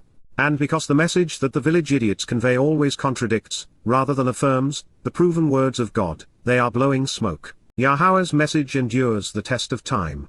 And this time, his words pertain to our time. Indeed, this is reliable and important. Behold, Hine, pay attention, a time is coming, Yamimbo, days are approaching, prophetically reveals, Yowm, declares and announces long before it occurs, Yahowah, Yahowah, God's proper designation pronounced as instructed by his Torah, guidance on his higher existence, when I will return to restore, Washu, when I will come back to bring back, the property and possessions taken during the captivity, Shabat, the assets and fortunes stolen during the imprisonment of my people, Ameni, of my family, Yisrael, individuals who engage and endure with God, and, Yahweh, Yahweh, beloved of Yeh, declares, Yahowah, Yahowah, and then, I will return them, bringing them back, Shubhem, I will transform them and restore them, to, the land, Eres, the place and territory, that, for the benefit of the relationship, Asher, I gave, Nathan, to their fathers, Abhem. They will receive it as their inheritance, Yarash High, as rightful heirs who were driven out. Yirma'yah, Yeh lifts me up, Jeremiah 33. Yeh takes exception with the Greco-Roman myth that there is a Palestinian people or that Palestine is a country. We can be assured there will be one, not two states, established in the land. Beyond this, after experiencing the diabolical impact of giving the high ground of Czechoslovakia to the Nazis, we should know that appeasing terrorists is a really bad idea. 43 Further, this prophecy reveals that Yahweh is coming back, and he is doing so to return the land and property he gave to Yisrael and Yahuwdah. It is their inheritance. God is displeased that so many, beginning with the Egyptians, Assyrians and Babylons, then Greeks and Romans, followed by Roman Catholics and Muslims, and finally, progressives and communists have tried to take his land from his people. I can assure you that God is not stupid nor is he inarticulate. If Yahweh wanted to say that his return would be on behalf of a church and for the benefit of Christians, or that he was coming back as Jesus Christ, he would have said so. If God intended to transfer the promises he had made to Dowd, Yisra'el, and Yahuwdah to Jesus, Christians, and their church, he would not have said that a day was coming when he would return to restore the property and possessions that had been taken from Israelites and Yahweh by Gentiles, who routinely imprisoned them. For an informed and rational person, this is a fatal blow to the mythology of replacement theology and thus to the basis of Christianity, even Islam. It is also lethal to Judaism, a religion which claims that their nameless God is incorporeal and thus incapable of entering our world. Further, these words reunite Yahweh directly with his people, returning what was taken from them by the likes of rabbis acting like Gaum. Since Asher continues to play such an important role in this prophecy, when it next appears, it will continue to be fully amplified for our edification. It is, after all, the word that brought us to these words almost 22 years ago. And these are the words, Wa el liha dabarim, so God spoke this message, which to reveal the way, Asher, that provide directions to enjoy the benefits of the 44 relationship on behalf of the blessed, fortunate, and happy, showing the steps to walk which are correct and yet restrictive, which give meaning to life and provide encouragement and joy to those who are properly led and guided by, Yahowah, Yahowah, God's proper designation pronounced as instructed by his Torah, guidance, spoke, dabar, communicated. Concerning, as God on behalf of, Yisrael, individuals who engage and endure with God, and, to Yahuwdah, Yahuwdah, concerning beloved of Yeh. 30-4. This is what, here, now, at this time, Yahowah, conveyed, Amar we have heard, Shama, the sound, Kaul, of concern over the terrorists and terrorism, Sharada Pochod, of the horrible anxiety and panic, the overwhelming dread and fear. There appear to be no prospects of reconciliation or peace, and shalom, nothing favorable or beneficial, no contentment or satisfaction, no friends nor sense of well-being or tranquility. Yirma'yah, Yeh teaches and guides, Jeremiah 35. This prophecy continually reiterates that Yahweh is speaking about Yisrael and Yahuwdah. As such, God has not given up on them. He is not going to enrich others at their expense. Yahweh promised to provide to Yisrael and Yahuwdah that which was stolen by the very Gentiles who are now terrorizing his people. As we consider what follows, a word of caution. This was directed at Israelites and Yahuwdah who are going about their lives as people have done throughout the centuries. They are living in denial, believing that tomorrow will be like today, and that nothing material is going to change. It is the mindset that made the Holocaust possible, largely because Jews could not fathom the implications of trying to survive in a world that is determined to eradicate them. But these are not ordinary events being foretold. We are entering the occasion of 45 restoration and return foretold through Yowm Kipurym, and are entering the time of Jacob's troubles. If you are a Yahweh or Israelite, wake up and smell the stench of religiously and politically inspired terrorism before you fall victim.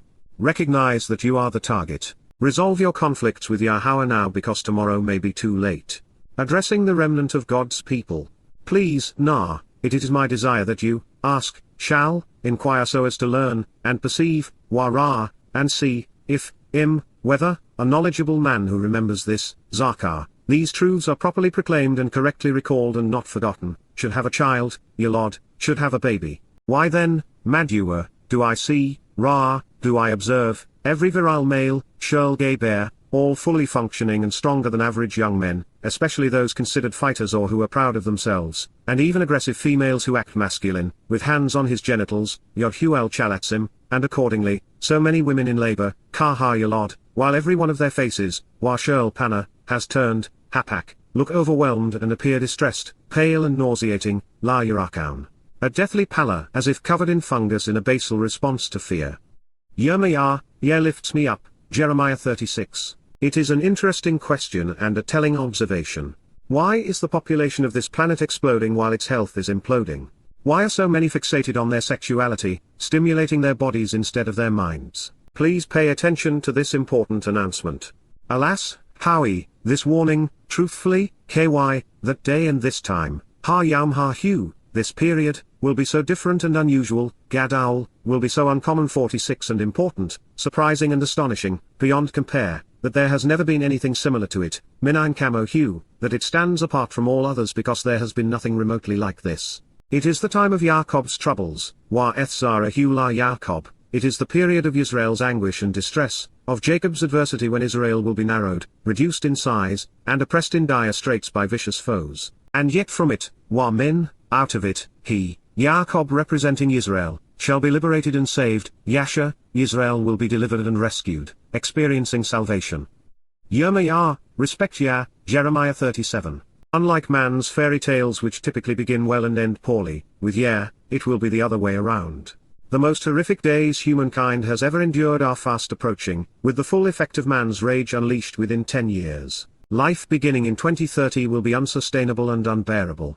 And yet, this story has a happy ending. Out of the time of Jacob's troubles, Yahowah will liberate and save Israel and Yahuwdah. And it shall happen in that day, Wahaya Baha Yowm Kipurym, it will come to pass during that time, prophetically declares, Naum, reveals well in advance of it occurring, Yahowah, of the vast array of spiritual implements, Zaba, that I will break, Shabbat, I will crush and destroy, his yoke, Ol Hugh, his means of control and manipulation, from upon your neck, Minal Tsor Otter, and I will pull off, one attack, I will tear away, your bonds and shackles, Mosra Otter. Those who are illegitimate and unauthorized, Zar, those falsely claiming authority who are foreigners from a distant place advocating that which is improper, will no longer make him work for them, while Lower Bad Bar Hugh 47 out, will never again enslave Israelites, forcing them to either worship their way or be reduced to servitude, with Jacob's descendants serving them. Yirma'yah, teaches and guides, Jeremiah 38. The Egyptians were the first to enslave Jews and force them to labor on their behalf. But the same was done by the Assyrians, the Babylonians, the Greeks, the Romans, Roman Catholics, Muslims, and most recently Europeans, especially the Germans. It is what is envisioned by the anti-Semitic conspirators. But these shackles will be removed and broken. Yowm and Israelites will live as the Torah teaches, free and liberated lives. Choosing to do that which is rewarding and beneficial, Israelites shall instead engage in a labor of love. And they will do so with the most beloved. Instead, they shall work with, Abadeth, they will serve with, laboring alongside, Yahowah, their God, Elohim Hem, and with Dowd, Dowd, alongside the beloved, more commonly known as David, their king and counselor, Melech Hem, their leader and advisor, whom, to reveal the way to the benefits of the relationship, Asher, who, to provide directions for life for the blessed to live, showing the steps to walk which are correct and give meaning to life, I will raise up and establish for them, Kum Lahem, I will fulfill and validate my oath to affirm, taking a stand to empower for them. Yirma'yah, lifts me up, Jeremiah 39. Yisrael and Yahuwdah will return, and embrace the reason they were chosen, which is to work with Yahowah for the betterment of all mankind. And they will do so with the man Yahowah chose to lead and advise them, his beloved son, Dowd, David. He is the central player throughout the Mikra, playing the starring role during Pesach and Matzah, Kippurim and Sukkah. 48 While the entire concept of bodily resurrection is counterproductive, and while it did not occur with the Passover lamb, that is not to say that the souls of those who have died will not be raised. Such is the case with Dowd, David. He is the closest occurrence we find in the Word of God to an individual being resurrected. Although, for his second coming to fulfill Passover and unyeasted bread leading to first fruits, Yahweh would have reconstituted his DNA, while during his third advent Dowd will be able to transition from spiritual to corporeal at his discretion. Yahweh referred to Dowd as his Ebed, co-worker more often than anyone else, perhaps more than all others combined, for a reason. So, it is fitting here that having finally chosen to work with Yahweh and Israelites are following Dowd's example. I know that I am beating a dead false prophet, but nonetheless, it must be acknowledged that Paul lied when he claimed that David had served his purpose in his time and was no longer relevant. When a person's testimony is in direct conflict with God's word, they are wrong. And then, Jacob, the one who firmly embeds himself, serving as a synonym for Yisrael, my co-worker, Ebed Eni, my associate who works with me, you will have nothing to fear, Otter al-Yer, no reason to be intimidated or frightened, Yahowah, reveals well in advance of it occurring, Naum, prophetically declares, nor will you be dismayed, Wa al-Chattath, nor will you be discouraged or destroyed, neither abolished or confused, Yisrael, individuals who engage and endure with God, because behold, Kyhine, I will save you, delivering you, Eni Yasha'ata, I will rescue and liberate you, providing you with protection and 49 salvation, from being distant and alienated, Min Rechauk, from becoming separated as was the case long ago in a previous period of time, along with your offspring, Wa Ethzera, your descendants and seed, as well as that which you have sown, from the realm, Min Eres, of their exile and captivity, Shebehem, where they were controlled and oppressed, even taken captive. And, Jacob, serving as a synonym for Yisrael, will change and return, Shub, will turn around and come back, recovered and restored, and be at peace and put at ease, Shakat Wasan, find himself in a satisfying situation and favorable circumstance, with no one troubling him, in Karad, without a concern. Yirma'yah, respect Jeremiah 30:10. Yahweh has now reiterated 3 times that he will liberate and save Yisrael and Yahuwdah with Dowd, his son. So why do so few acknowledge that this is true? All of those who have and continue to claim that God is with them are in for a rude awakening. Yahweh is the God of Yisrael and does not want us to forget it. For I am with you, Kyethotter Eni, prophetically declares, Naum, Yahweh, to liberate and save you, La Yasha'ata, to provide freedom and salvation, deliverance and prosperity. Indeed, I will engage and act, Asar, I will do what is necessary, to bring an end to, Kala, I will without fail bring to a conclusion, completely vanquishing, all of the Gentile nations and institutions, Varshel Hargawim, all of the foreign countries, entities, and each of the pagan peoples of conflicting cultures who are brought together by religion or politics, among whom I have scattered and dispersed you, Asher by name and reputation, Sham. 50 Just as our love is neither real nor relevant when we do not vehemently oppose those who seek to harm our children, Yahweh is now making the same distinction. To be a loving, supportive, and protective father, he must act out against those who have abused his family over the millennia. As a result, God will bring an end to every Gentile nation and institution on earth. There will be no United States, no People's Republic of China, no European Union, no Russian Federation, no Roman Catholic Church, no Christianity, nor Islam. Those who mistakenly believed that God was with them, and that they were destined to be with him, will find tomorrow's news unfamiliar and unpleasant. Such will not be the case with the chosen people, Israelites and Yahuwdah. You will be the exception because, Akethotter, I will not act in such a way, Lo Asar, to cause you to fail or perish, Kala, I will not facilitate your conclusion or your demise, you will not be annihilated or destroyed. Instead, I will instruct you, Yasha'ata, I will enable you to be correct, teaching you and thereby strengthening you, in the means to execute good judgment regarding the means to resolve disputes, Laha Mishpat, in how to be judgmental, on how to be discerning and discriminating such that you can make good decisions, to ponder and ask questions about Shafat, being judgmental, making sound decisions, resolving controversies, and being just, such that you are found innocent, and are not punished. Wanaka, so that you are pardoned and forgiven, seen as clean and pure, purged of imperfections. I will not banish you nor leave you destitute, Lo Naka Otter, I will see to it that you are never again forced to live elsewhere nor lack for anything. Peel imperfect energic non-jussive, is enthusiastically acting upon 51 Yisrael such that they receive these ongoing and enduring benefits, and is celebrating, using a third-person expression of volition akin to let this be so. Yirma'yah, teaches and guides, Jeremiah 30:11. To be set apart is to be the exception to that which is common. Israel is God's exception, a people set apart for his benefit and theirs. Having decided to act upon the means he has offered to reconcile our relationship, for the first time in ages, Yah will be able to pronounce his children innocent, fully pardoned, and forgiven, largely because of what he and his son achieved. And let's be clear. Other than Yahowah and his people, signified by Yaakov, there was only one other name mentioned, Dowd. Kipurym will be fulfilled with the Messiah at God's side. There are two additional relevant references to this occasion of restoration and return in Yirma'yah, Jeremiah. The next prophecy regarding the fulfillment of Yowm Kipurym, the Day of Reconciliations, is in the following chapter, and it is among the most powerful announcements ever conveyed by God. The prophecy begins, as did the last, focusing on the same people. And yet as the only statement within the prophets addressing a Berith Chadash, renewed covenant, it is both essential and lethal to Christianity. Without it, there is no basis for a New Testament. With it, the foundational claims of the Christian scriptures are destroyed, completely and irrevocably obliterated. Describing the events which will transpire on the day of reconciliations, the prophet proclaims.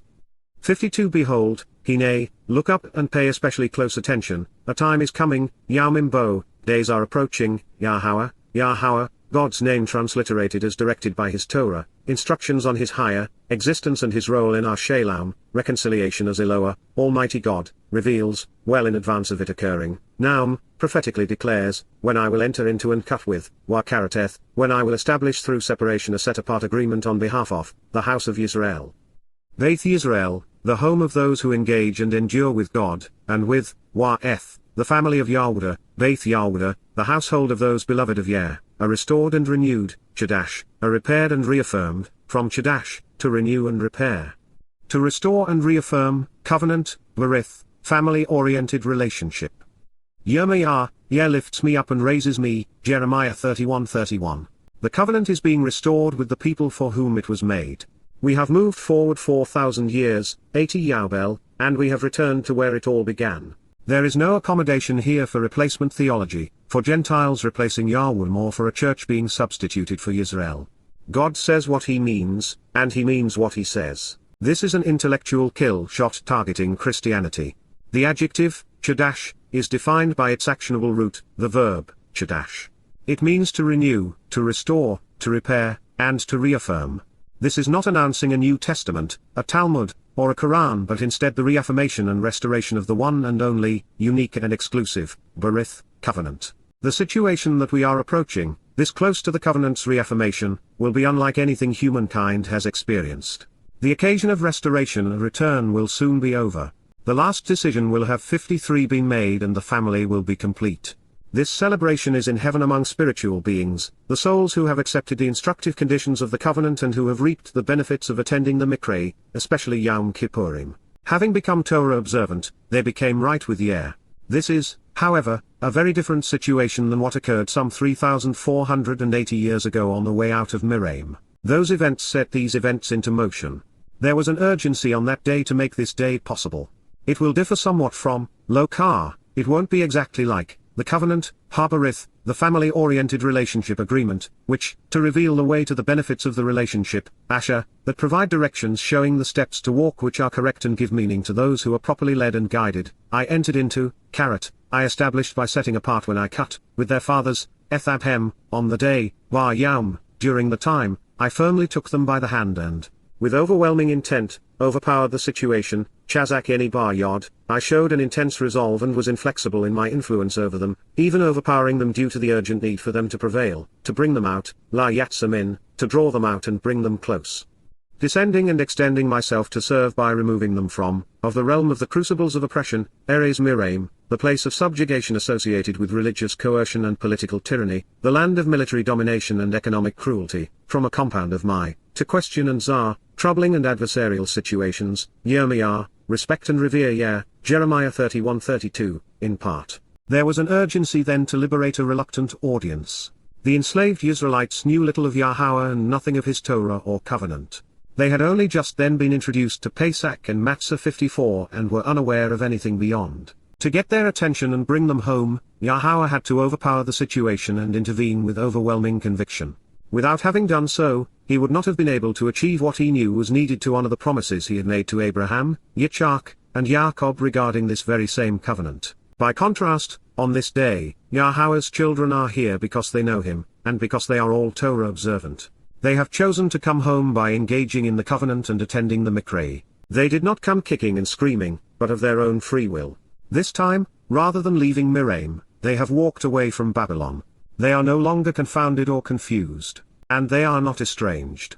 And yet by contrast, in the days which followed the first Yatzah, Exodus, and for a long time thereafter, relationally, they broke, Asher para eth, they sought to nullify that relationship by thwarting its intent and by disassociating from the correct path, thereby revoking the benefits of my covenant, or if any, my family-oriented relationship agreement, although we were married, Wa'anoki Baal Bahem, even though we were conceived to be husband and wife, even leader and follower, Yahowah, reveals through this prophet, Naum. Yirma'yah, respect and revere Jeremiah 31:32. The covenant is reciprocal, which is why it is called a relationship agreement. God has consistently honored his commitments, and will continue to do so, which is the reason he is restoring his relationship with his people. However, with mankind, that has not been the case. It has been a rocky road after Jacob.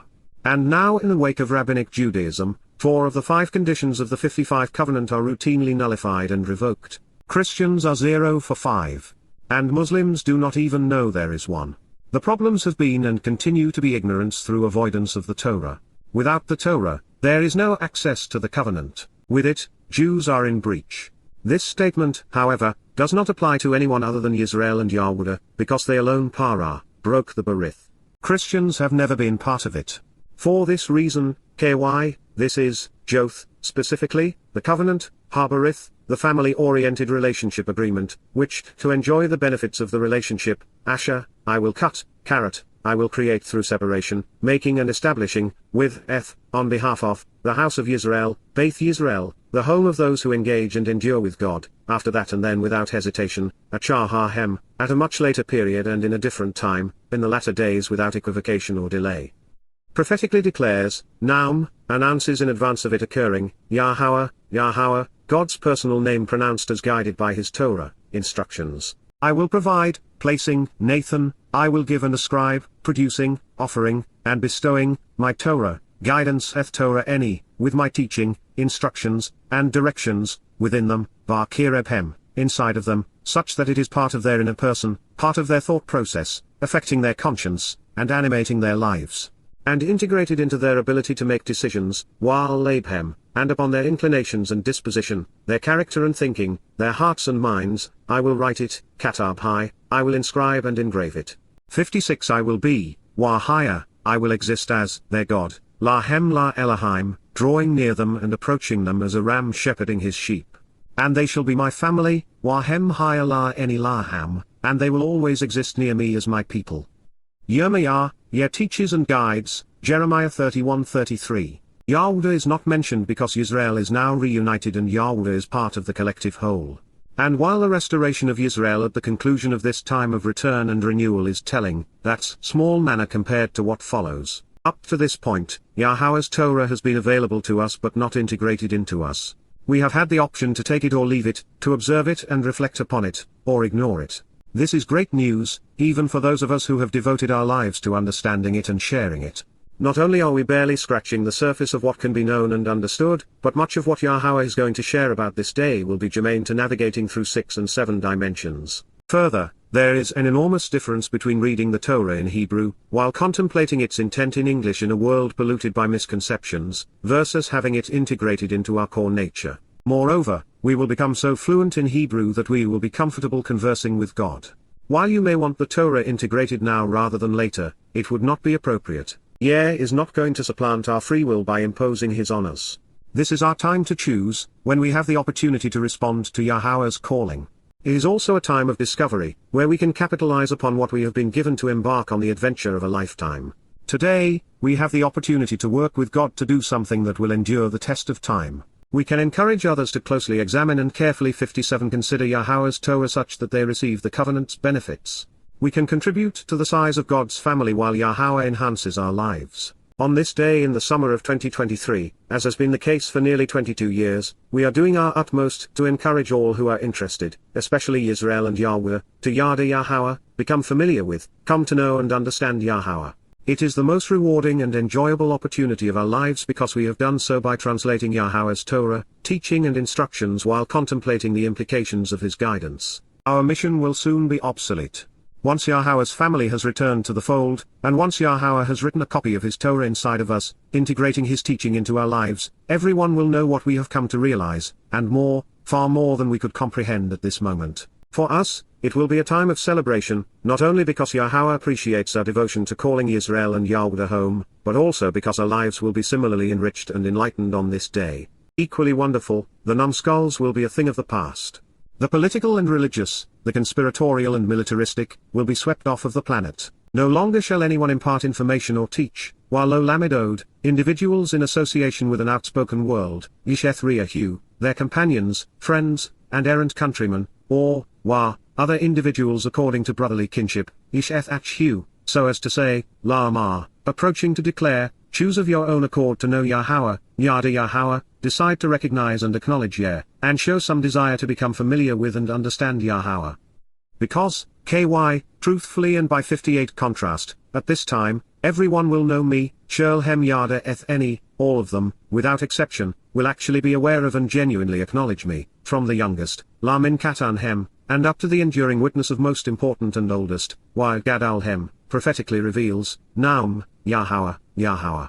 Yirma'yah, lifts me up and raises me, Jeremiah 31:34. For many of the fortunate souls experiencing this marvelous moment in time, they will be spiritual infants, having just recently responded to Yahweh's call to return and be restored, having arrived toward the conclusion of the time of Jacob's troubles. And yet with Yahweh's Torah, guidance scribed within them, they will recognize and acknowledge their Father. I think that this Torah, teaching and guidance would have been written in lowercase if such a concept existed in Hebrew. This is because the existing Torah, as baseth through Dabarim, contains painful remembrances of disappointing choices which will no longer be germane. Just as there will be no reason to tell those who already know Yahweh that they should Yada, there will no longer be any reason to explain the conditions of the covenant to those who are already experiencing the joy of participating in it. As spiritual beings in heaven, we no longer need to know how to get here but, instead, how to act now that we are here. We will want guidance on how to explore the universe without doing damage to it or ourselves. And for that, we will need a far more advanced edition of Yahweh's Torah, instructions and guidance. 59 Yahweh's return with Dowd will be the single most important day in human history, since creation, actually. Therefore, God's prophetic portrayal of the events surrounding Yowm Kipurym in year 6000 is presented from a variety of viewpoints.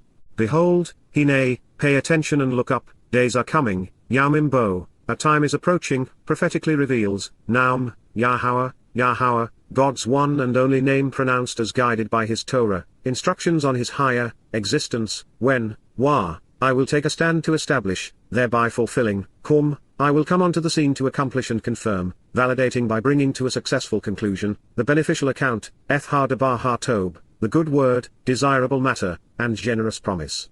Which, to show the way to the relationship, Asher, I spoke to, Dabar the house of Yisrael, Beit Yisrael, the home of those who engage and endure with God, and with, the family of Yowdah, Beit Yowdah, the household of those beloved by Yirma'yah, lifts me up and raises me, Jeremiah 33:14. How is it possible, with Yirma'yah's prophecies in the hands of billions of people, that the religion of Christianity gets away with claiming that God's promises were transferred from Israel and Jews to the Church and Gentiles? This, like the previous prophecy, shows God focusing on restoring his relationship with Yisrael and Yahweh in the last days prior to his return. The previous one revealed that the Torah was still in vogue and therefore had not been replaced by a New Testament. And this time, as was the case 40 Yobel previously, the focus will be on Dowd. Based upon this announcement, we should be looking forward to Yahweh fulfilling his promises to restore his relationship with Yisrael and Yahweh, bringing these 60 very same people home to their land, returning to greet them, and bringing Dowd with him to guide and protect them. God will soon be restoring what was taken away from his people while transforming the earth into the conditions enjoyed in the garden. He will be enriching and elongating his people's lives, and at the same time, ridding the world of their enemies. He will do all of these things and more, including integrating his Torah, guidance into our very nature. This speaks of honoring several of these promises. In those days, Baha Yaumim Hahem, and during that time, Waha Eth Ha for Dowd, Dowd, on behalf of the approach of the beloved and for David, as the rightful branch, Tzmak Zadik, as the correct means to live and grow, the valid means to become upright, prosperous, and vindicated. I will support abundant growth, Zamach. I will cause profuse and plentiful fruit from the source, increasing the capacity, and the ability to support life, bringing this to fruition, and to successful completion. He will act upon and engage in, Wa'asah, he will profit from, expending considerable energy to bring about and promote, the means to make sound decisions and justly resolve disputes, Mishpat, judgment, being judgmental while making informed and reasoned decisions, while also providing sentencing, from to ponder and Shafot, to decide, in addition to, being right, Zadaka, being correct, upright, and vindicated, in the land, Baha Eres. Yirma'yah, respect and revere Jeremiah 33:15.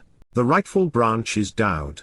He is connected and correct when it comes to God, and as such, if we want to be right, even grafted onto that same branch, we ought to consider what he has to say. God chose Dowd, David to be his firstborn, our king and Messiah, the branch and 61 shepherd, and Dowd volunteered to serve as the Zarawah, sacrificial lamb. God is returning with him for a reason, one the world has either ignored, rejected, or misplaced. In this statement, we are reminded that Dowd, having engaged in the mishpat, means to make sound decisions and justly resolve disputes, has gained understanding and has been validated as having been correct. Moreover, Yahweh is going to deploy Dowd as judge and jury, although, we have every reason to suspect that he will be delegating this responsibility. In those days, Yowm Kipurym, at that time, Yowdah, Yahweh's beloved, will be liberated and saved, Yasha, will become victorious and free, delivered from harm's way and rescued, experiencing salvation. And, Yahushalem, the source from which teaching and guidance regarding reconciliation flow, will dwell, shaken, will abide and remain, living, confidently and securely, la betach, safely as a result of their trust. This is the designation, Zashem, this can be regarded as his name and reputation, by which, to show the way to the benefits of the relationship, Asher, to lead along the proper path to get the most out of life, he will be called, Karath, he will be invited and summoned, designated and welcomed, his name read and recited, and by which he will be met, Kalim perfect, Yahweh makes us right, Yahweh Zadek and Aknu, Yahweh was honest with us because Yahweh vindicates those of us who are correct. Yirma'yah, teaches and guides, Jeremiah 33:16. There is no mistaking the fact that Yahweh took the initiative to engage Dowd on behalf of his people, and Dowd devoted himself to knowing God and saving Yisrael. The understanding he gained along the way was 62 provided by the Torah and Spirit, all of which he shared with us. And it was this understanding which made it possible for Dowd to be considered perfect and correct. The same approach and result apply to the entirety of God's covenant family as a result of what Father and Son achieved. For thus says, Ky indeed, this is what is affirmed by, Yahweh, God's one and only name pronounced as guided by his Torah, instructions on his higher, existence for our Shalom, reconciliation, Dowd, the beloved, commonly called, David, shall never be cut off, cease to exist, nor fail, lo karath, will never be cast down or diminished, vanished or eliminated. He is the individual, Ish, who will inhabit, Yashab al, who will sit and dwell upon, the most honorable seat, Kais, the throne, the place of leadership and authority, of the house of Yisrael, Beit Yisrael, the home of those who engage and endure with God. Yirma'yah, lifts me up and raises me, Jeremiah 33:17. From Yahweh's perspective, Dowd is the hero of his story. And since Dowd was not the best behaved individual who ever lived, we would do well to consider Yahweh's criterion when it comes to his preferences. That said, this revelation obliterates the tenets of the religion best known for its dead God on a stick. It proves that Paul lied when he claimed that the Torah could not save and when he opined that anyone who violated a single edict was guilty of breaking them all. Clearly, Dowd was Torah observant, engaged in fulfilling the Mikre, serves as the embodiment of the Berith, and was Zadok with prompting God to say these things about him. We can also confidently conclude that the promises Yahweh made to Dowd were not given to another, 63 because they are being fulfilled on this day. It is Dowd, David, not Jesus Christ or an unknown Messiah who is being proclaimed eternal, and who will return to sit on the throne beside his Father. The seat of honor is in Yisrael, not in Rome, nor is it the chair of Saint Peter. There is no mention of Gentiles, Christians, Christ, or a church for a reason, and that reason is that they are not part of Yahweh's plan, and are not included among his people. It was not long ago that we learned that these Gentile institutions will be annihilated. While this is what we came to affirm, what follows is too intriguing to forego. God's next statement is a crushing blow to the aspirations and claims of Rabbinic Judaism. Long ago, power-hungry men pushed the thresholds of free will to the point of democratic control over God's intent. Led by Rabbi Akiba, they claimed that, because there were many of them, and only one God, they could outvote Hashem, even on matters prescribed in the Torah. So, they conjured up some replacement theology of their own. These self-serving and egotistical clerics claimed that all of the instructions, rights, privileges, benefits, and promises afforded the Lowy in their exclusive role as priests on behalf of God and his people now belonged to them, but, of course, without any of the restrictions or requirements. After their vote, the Lowy, Levitical priesthood was discredited and their connection to the Torah was severed such that rabbis could exalt themselves at the people's expense. It is one of many aspects of Rabbinic Judaism, which is the only surviving strain of the religion, that makes a mockery of Jewish claims to be Torah observant. As we have noted, to the detriment of Christians, and this time to discredit religious Jews, Yahowah means what 64 he says. Just as the Torah is being eternally integrated into the lives of those who will live forever as part of the covenant family, just as Dowd will always lead his sheep, the Lowy will continually do as Yahowah intended, and for our benefit. The integration of Yahowah's Torah into the lives of Israelites and Yahweh upon the restoration of the covenant invalidated the claims rabbis have made on behalf of their Talmud. And now, with the return to the Lowy, rabbis have no authorization. This is a bad day for Judaism. And also, the Lowy, Wallah ha-Lowy, then those who attend to and join together, commonly called Levite, priests, ha-Kohen, ministers and advisors, shall not be diminished or eliminated, and never be without, lo karath, will not be cut off or cease to exist, they will not be banished or fail by lacking, an individual, ish, a person, to approach my presence, min la pana any, for reason of drawing near my appearance, by offering that which uplifts, Allah ola, by lifting up that which ascends, transforming a physical entity into light, katar, morphing matter into energy through combustion to join together and enclose, thereby engaging in an offering to approach, converting and adapting by burning something savory, with the roasting producing a smoky aroma in the form of incense. Even to fumigate to eliminate pests, as a present bestowed and offered without compensation, mincha, as a gift which is allocated and allotted freely, from a root meaning to bestow and apportion, while also, wa, engaging in and acting upon, asar, performing and carrying out, the sacrificial offerings, zebach, communion and harmonious relations through feasts by preparing meat for consumption, all days and thus continually throughout time, shel ha-yamim, every day. Yirma'yah, Yeh lifts me up and raises me, Jeremiah 33:18.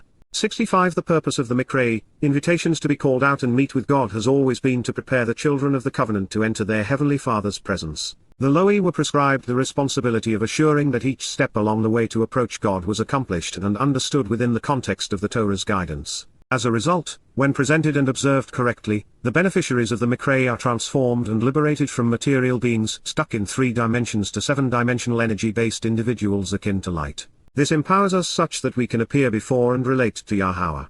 Admittedly, however, you will not find katar rendered as transforming a physical entity into light or morphing matter into energy through combustion in any lexicon, even though every definition includes burning, whereby wood is converted into radiant energy and light. They acknowledge combustion and the aroma of smoke that results from it, as well as the word's association with achieving a favorable result, which several lexicons define as approaching and engaging by joining together.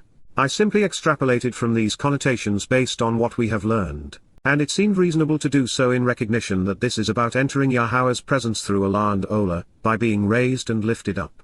Progressing through the words, we find that mincha is also a bit of an enigma since, as a noun, no one seems to know what it represents, leaving us to consider its verbal root, from where a picture emerges of what Yeh is providing to his children, a present bestowed and offered without compensation, a gift which is allocated and allotted freely. This, too, is a slap in the face of rabbis who have conjured up all manner of absurd ploys to charge exorbitant 66 fees for services they have mandated in their Talmud. Almost everything required to be kosher, the central plank of the religion, is a money-making scheme.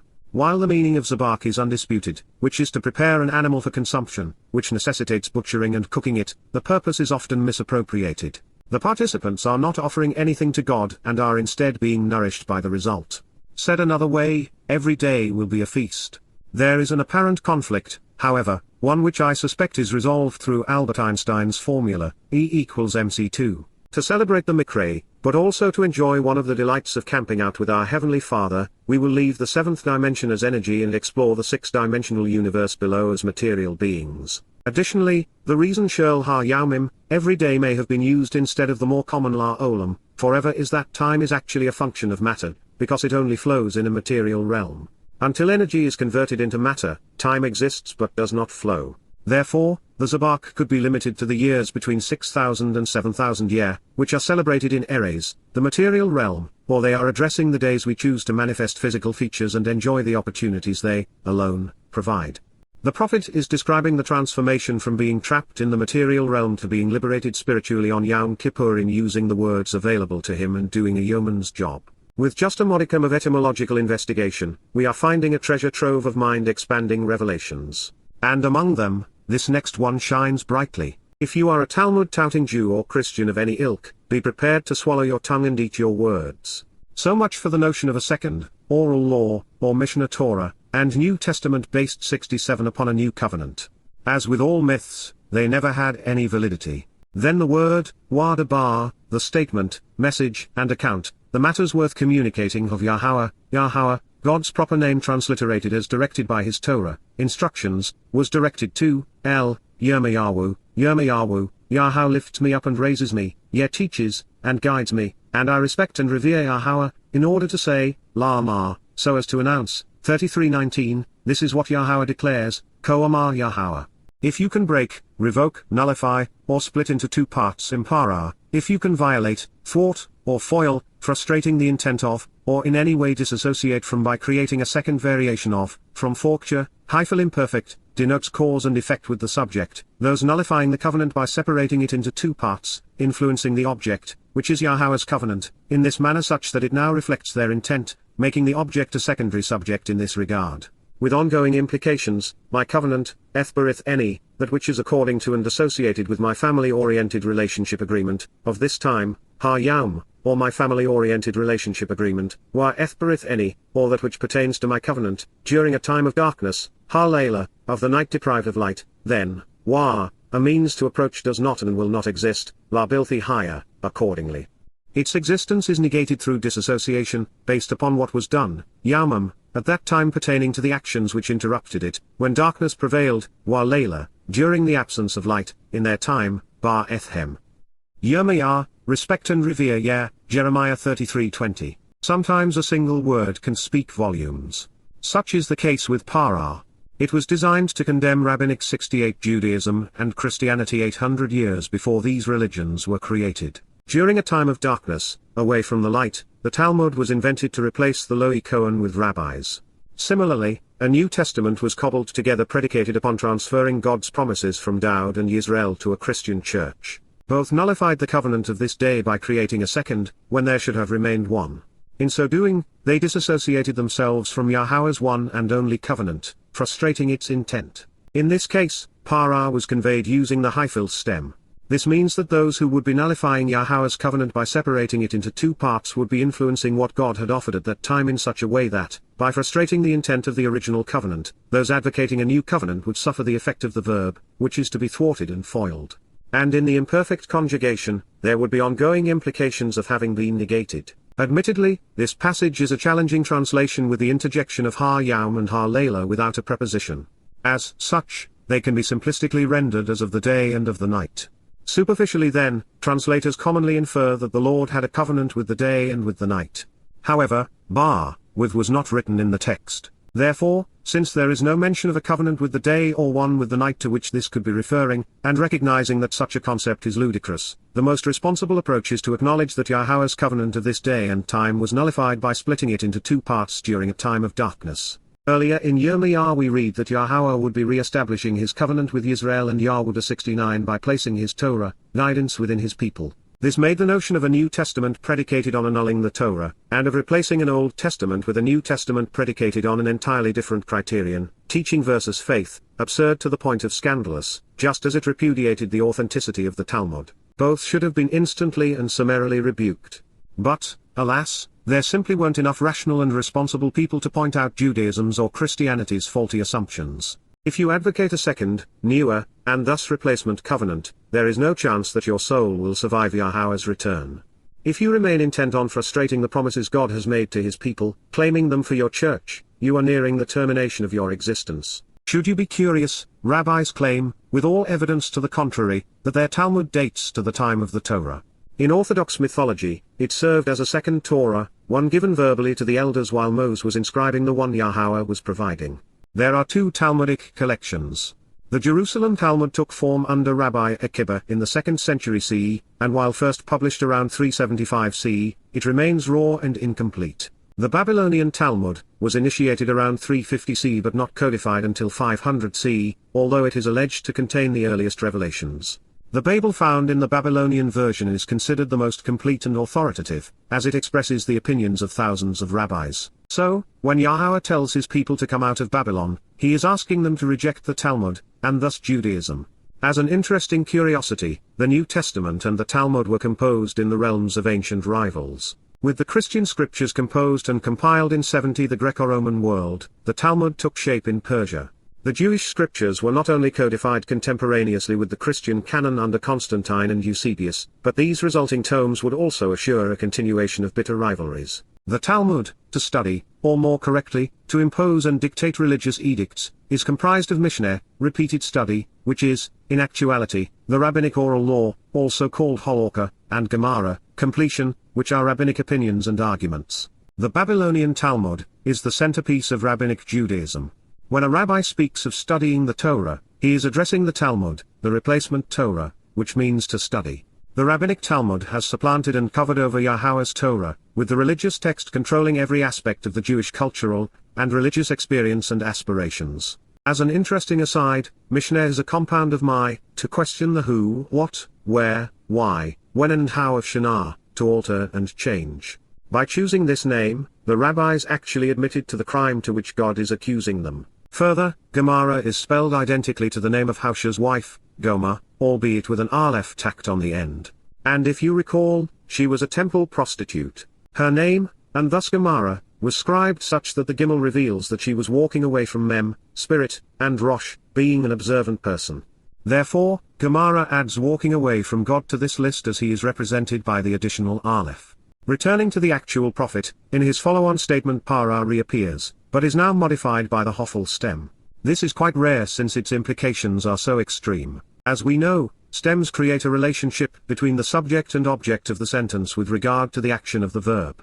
Para, to violate, break, and nullify is already harsh, but when these concepts which are so caustic 71 to a relationship are taken to the extreme extent of the hofel stem, it would be unwise for us to gloss over it. The hofel is the passive counterpart to the hyphal stem, which is particularly important here because, the last time para was stated, it was shaded by the hyphal, something we discussed moments ago.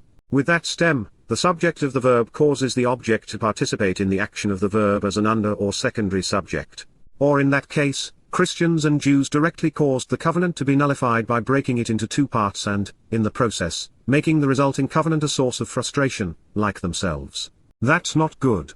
But now in the hofel, it means that if Yahowah were compelled by Christians and Jews to nullify his covenant, such that he had been forced to create a second one, the unintended consequence would be to frustrate his purpose. Furthermore, when we consider Yahowah's reasoning in what follows, we should keep in mind that the ploys the religious have festooned. Jews claim that rabbis have replaced the Lowy Cohen, Levite priests and Hashem's Torah, teaching with their Talmud, study, while Christians have replaced Yisrael and Yahweh in their New Testament. Moreover, if that is so, besides and by comparison and contrast, then again by concession, my covenant, berith any, my family-oriented relationship agreement, would be broken and revoked through compulsion by creating a second variation outside the auspices of free will, para, can be forcefully divided into two separate parts without my consent, and thereby thwarted and frustrated, even disassociated and violated against my will, hofel imperfect. The forced imposition by those breaking the covenant agreement without consideration for its intent with unfolding 72 consequences over time, with Dowd, with my beloved, my co-worker, Ebed Eni, the one I work and associate with. He would, thereby, be prevented from being, min hayalahu, as a result, he could not approach, and from such means of being separated from that which he originally belonged he would not exist as, a son, then, reigning as king Melech, coronated and considered as advisor and leader, on his throne, al-Kaishu, upon his seat of honor, as would be the case with, YF, the Lowy, Ha-Lowy, those who attend to and join together, commonly called Levite, priests, Ha-Kohen, ministers and advisors, serving as my ministers, Shirat Eni, attending to my ceremonies by rendering assistance. Yirma'yah, teaches and guides, Jeremiah 33:21. Yahowah might as well have said, "To hell with Christianity and Judaism, because if I were forced against my will to break my covenant, frustrating its intent by separating it into two parts, then my promises to Dowd and my instructions regarding the Lo'i would be nullified by these godforsaken religions." Without Dowd, Yahowah does not have a ben, son to place on the throne, which speaks volumes about our God. It also means that rabbis are illegitimate usurpers, who have no place or purpose in Yahowah's plans. This is breathtaking in its implications. While among the most challenging translations we have endeavored to accurately render, we have been handsomely rewarded for our efforts. Christianity and Rabbinic Judaism crumble in the wake of these words. If Yahowah's promises are true, these religions are false. Likewise, they remain false if God's promises are unreliable and unfulfilled. The religious lose either way. Fortunately for the sake of the covenant, while the 73 religious are liars, Yahowah is trustworthy. And that is the point. And so, this is good news. To show the correct way to the relationship, Asher, to benefit and get the most joy out of life, the vast array of heaven's spiritual messengers, Zabah ha-Shamayim, the ranks of the spiritual implements out of the heavens, are innumerable, lo sapar, without a census and beyond relating a number.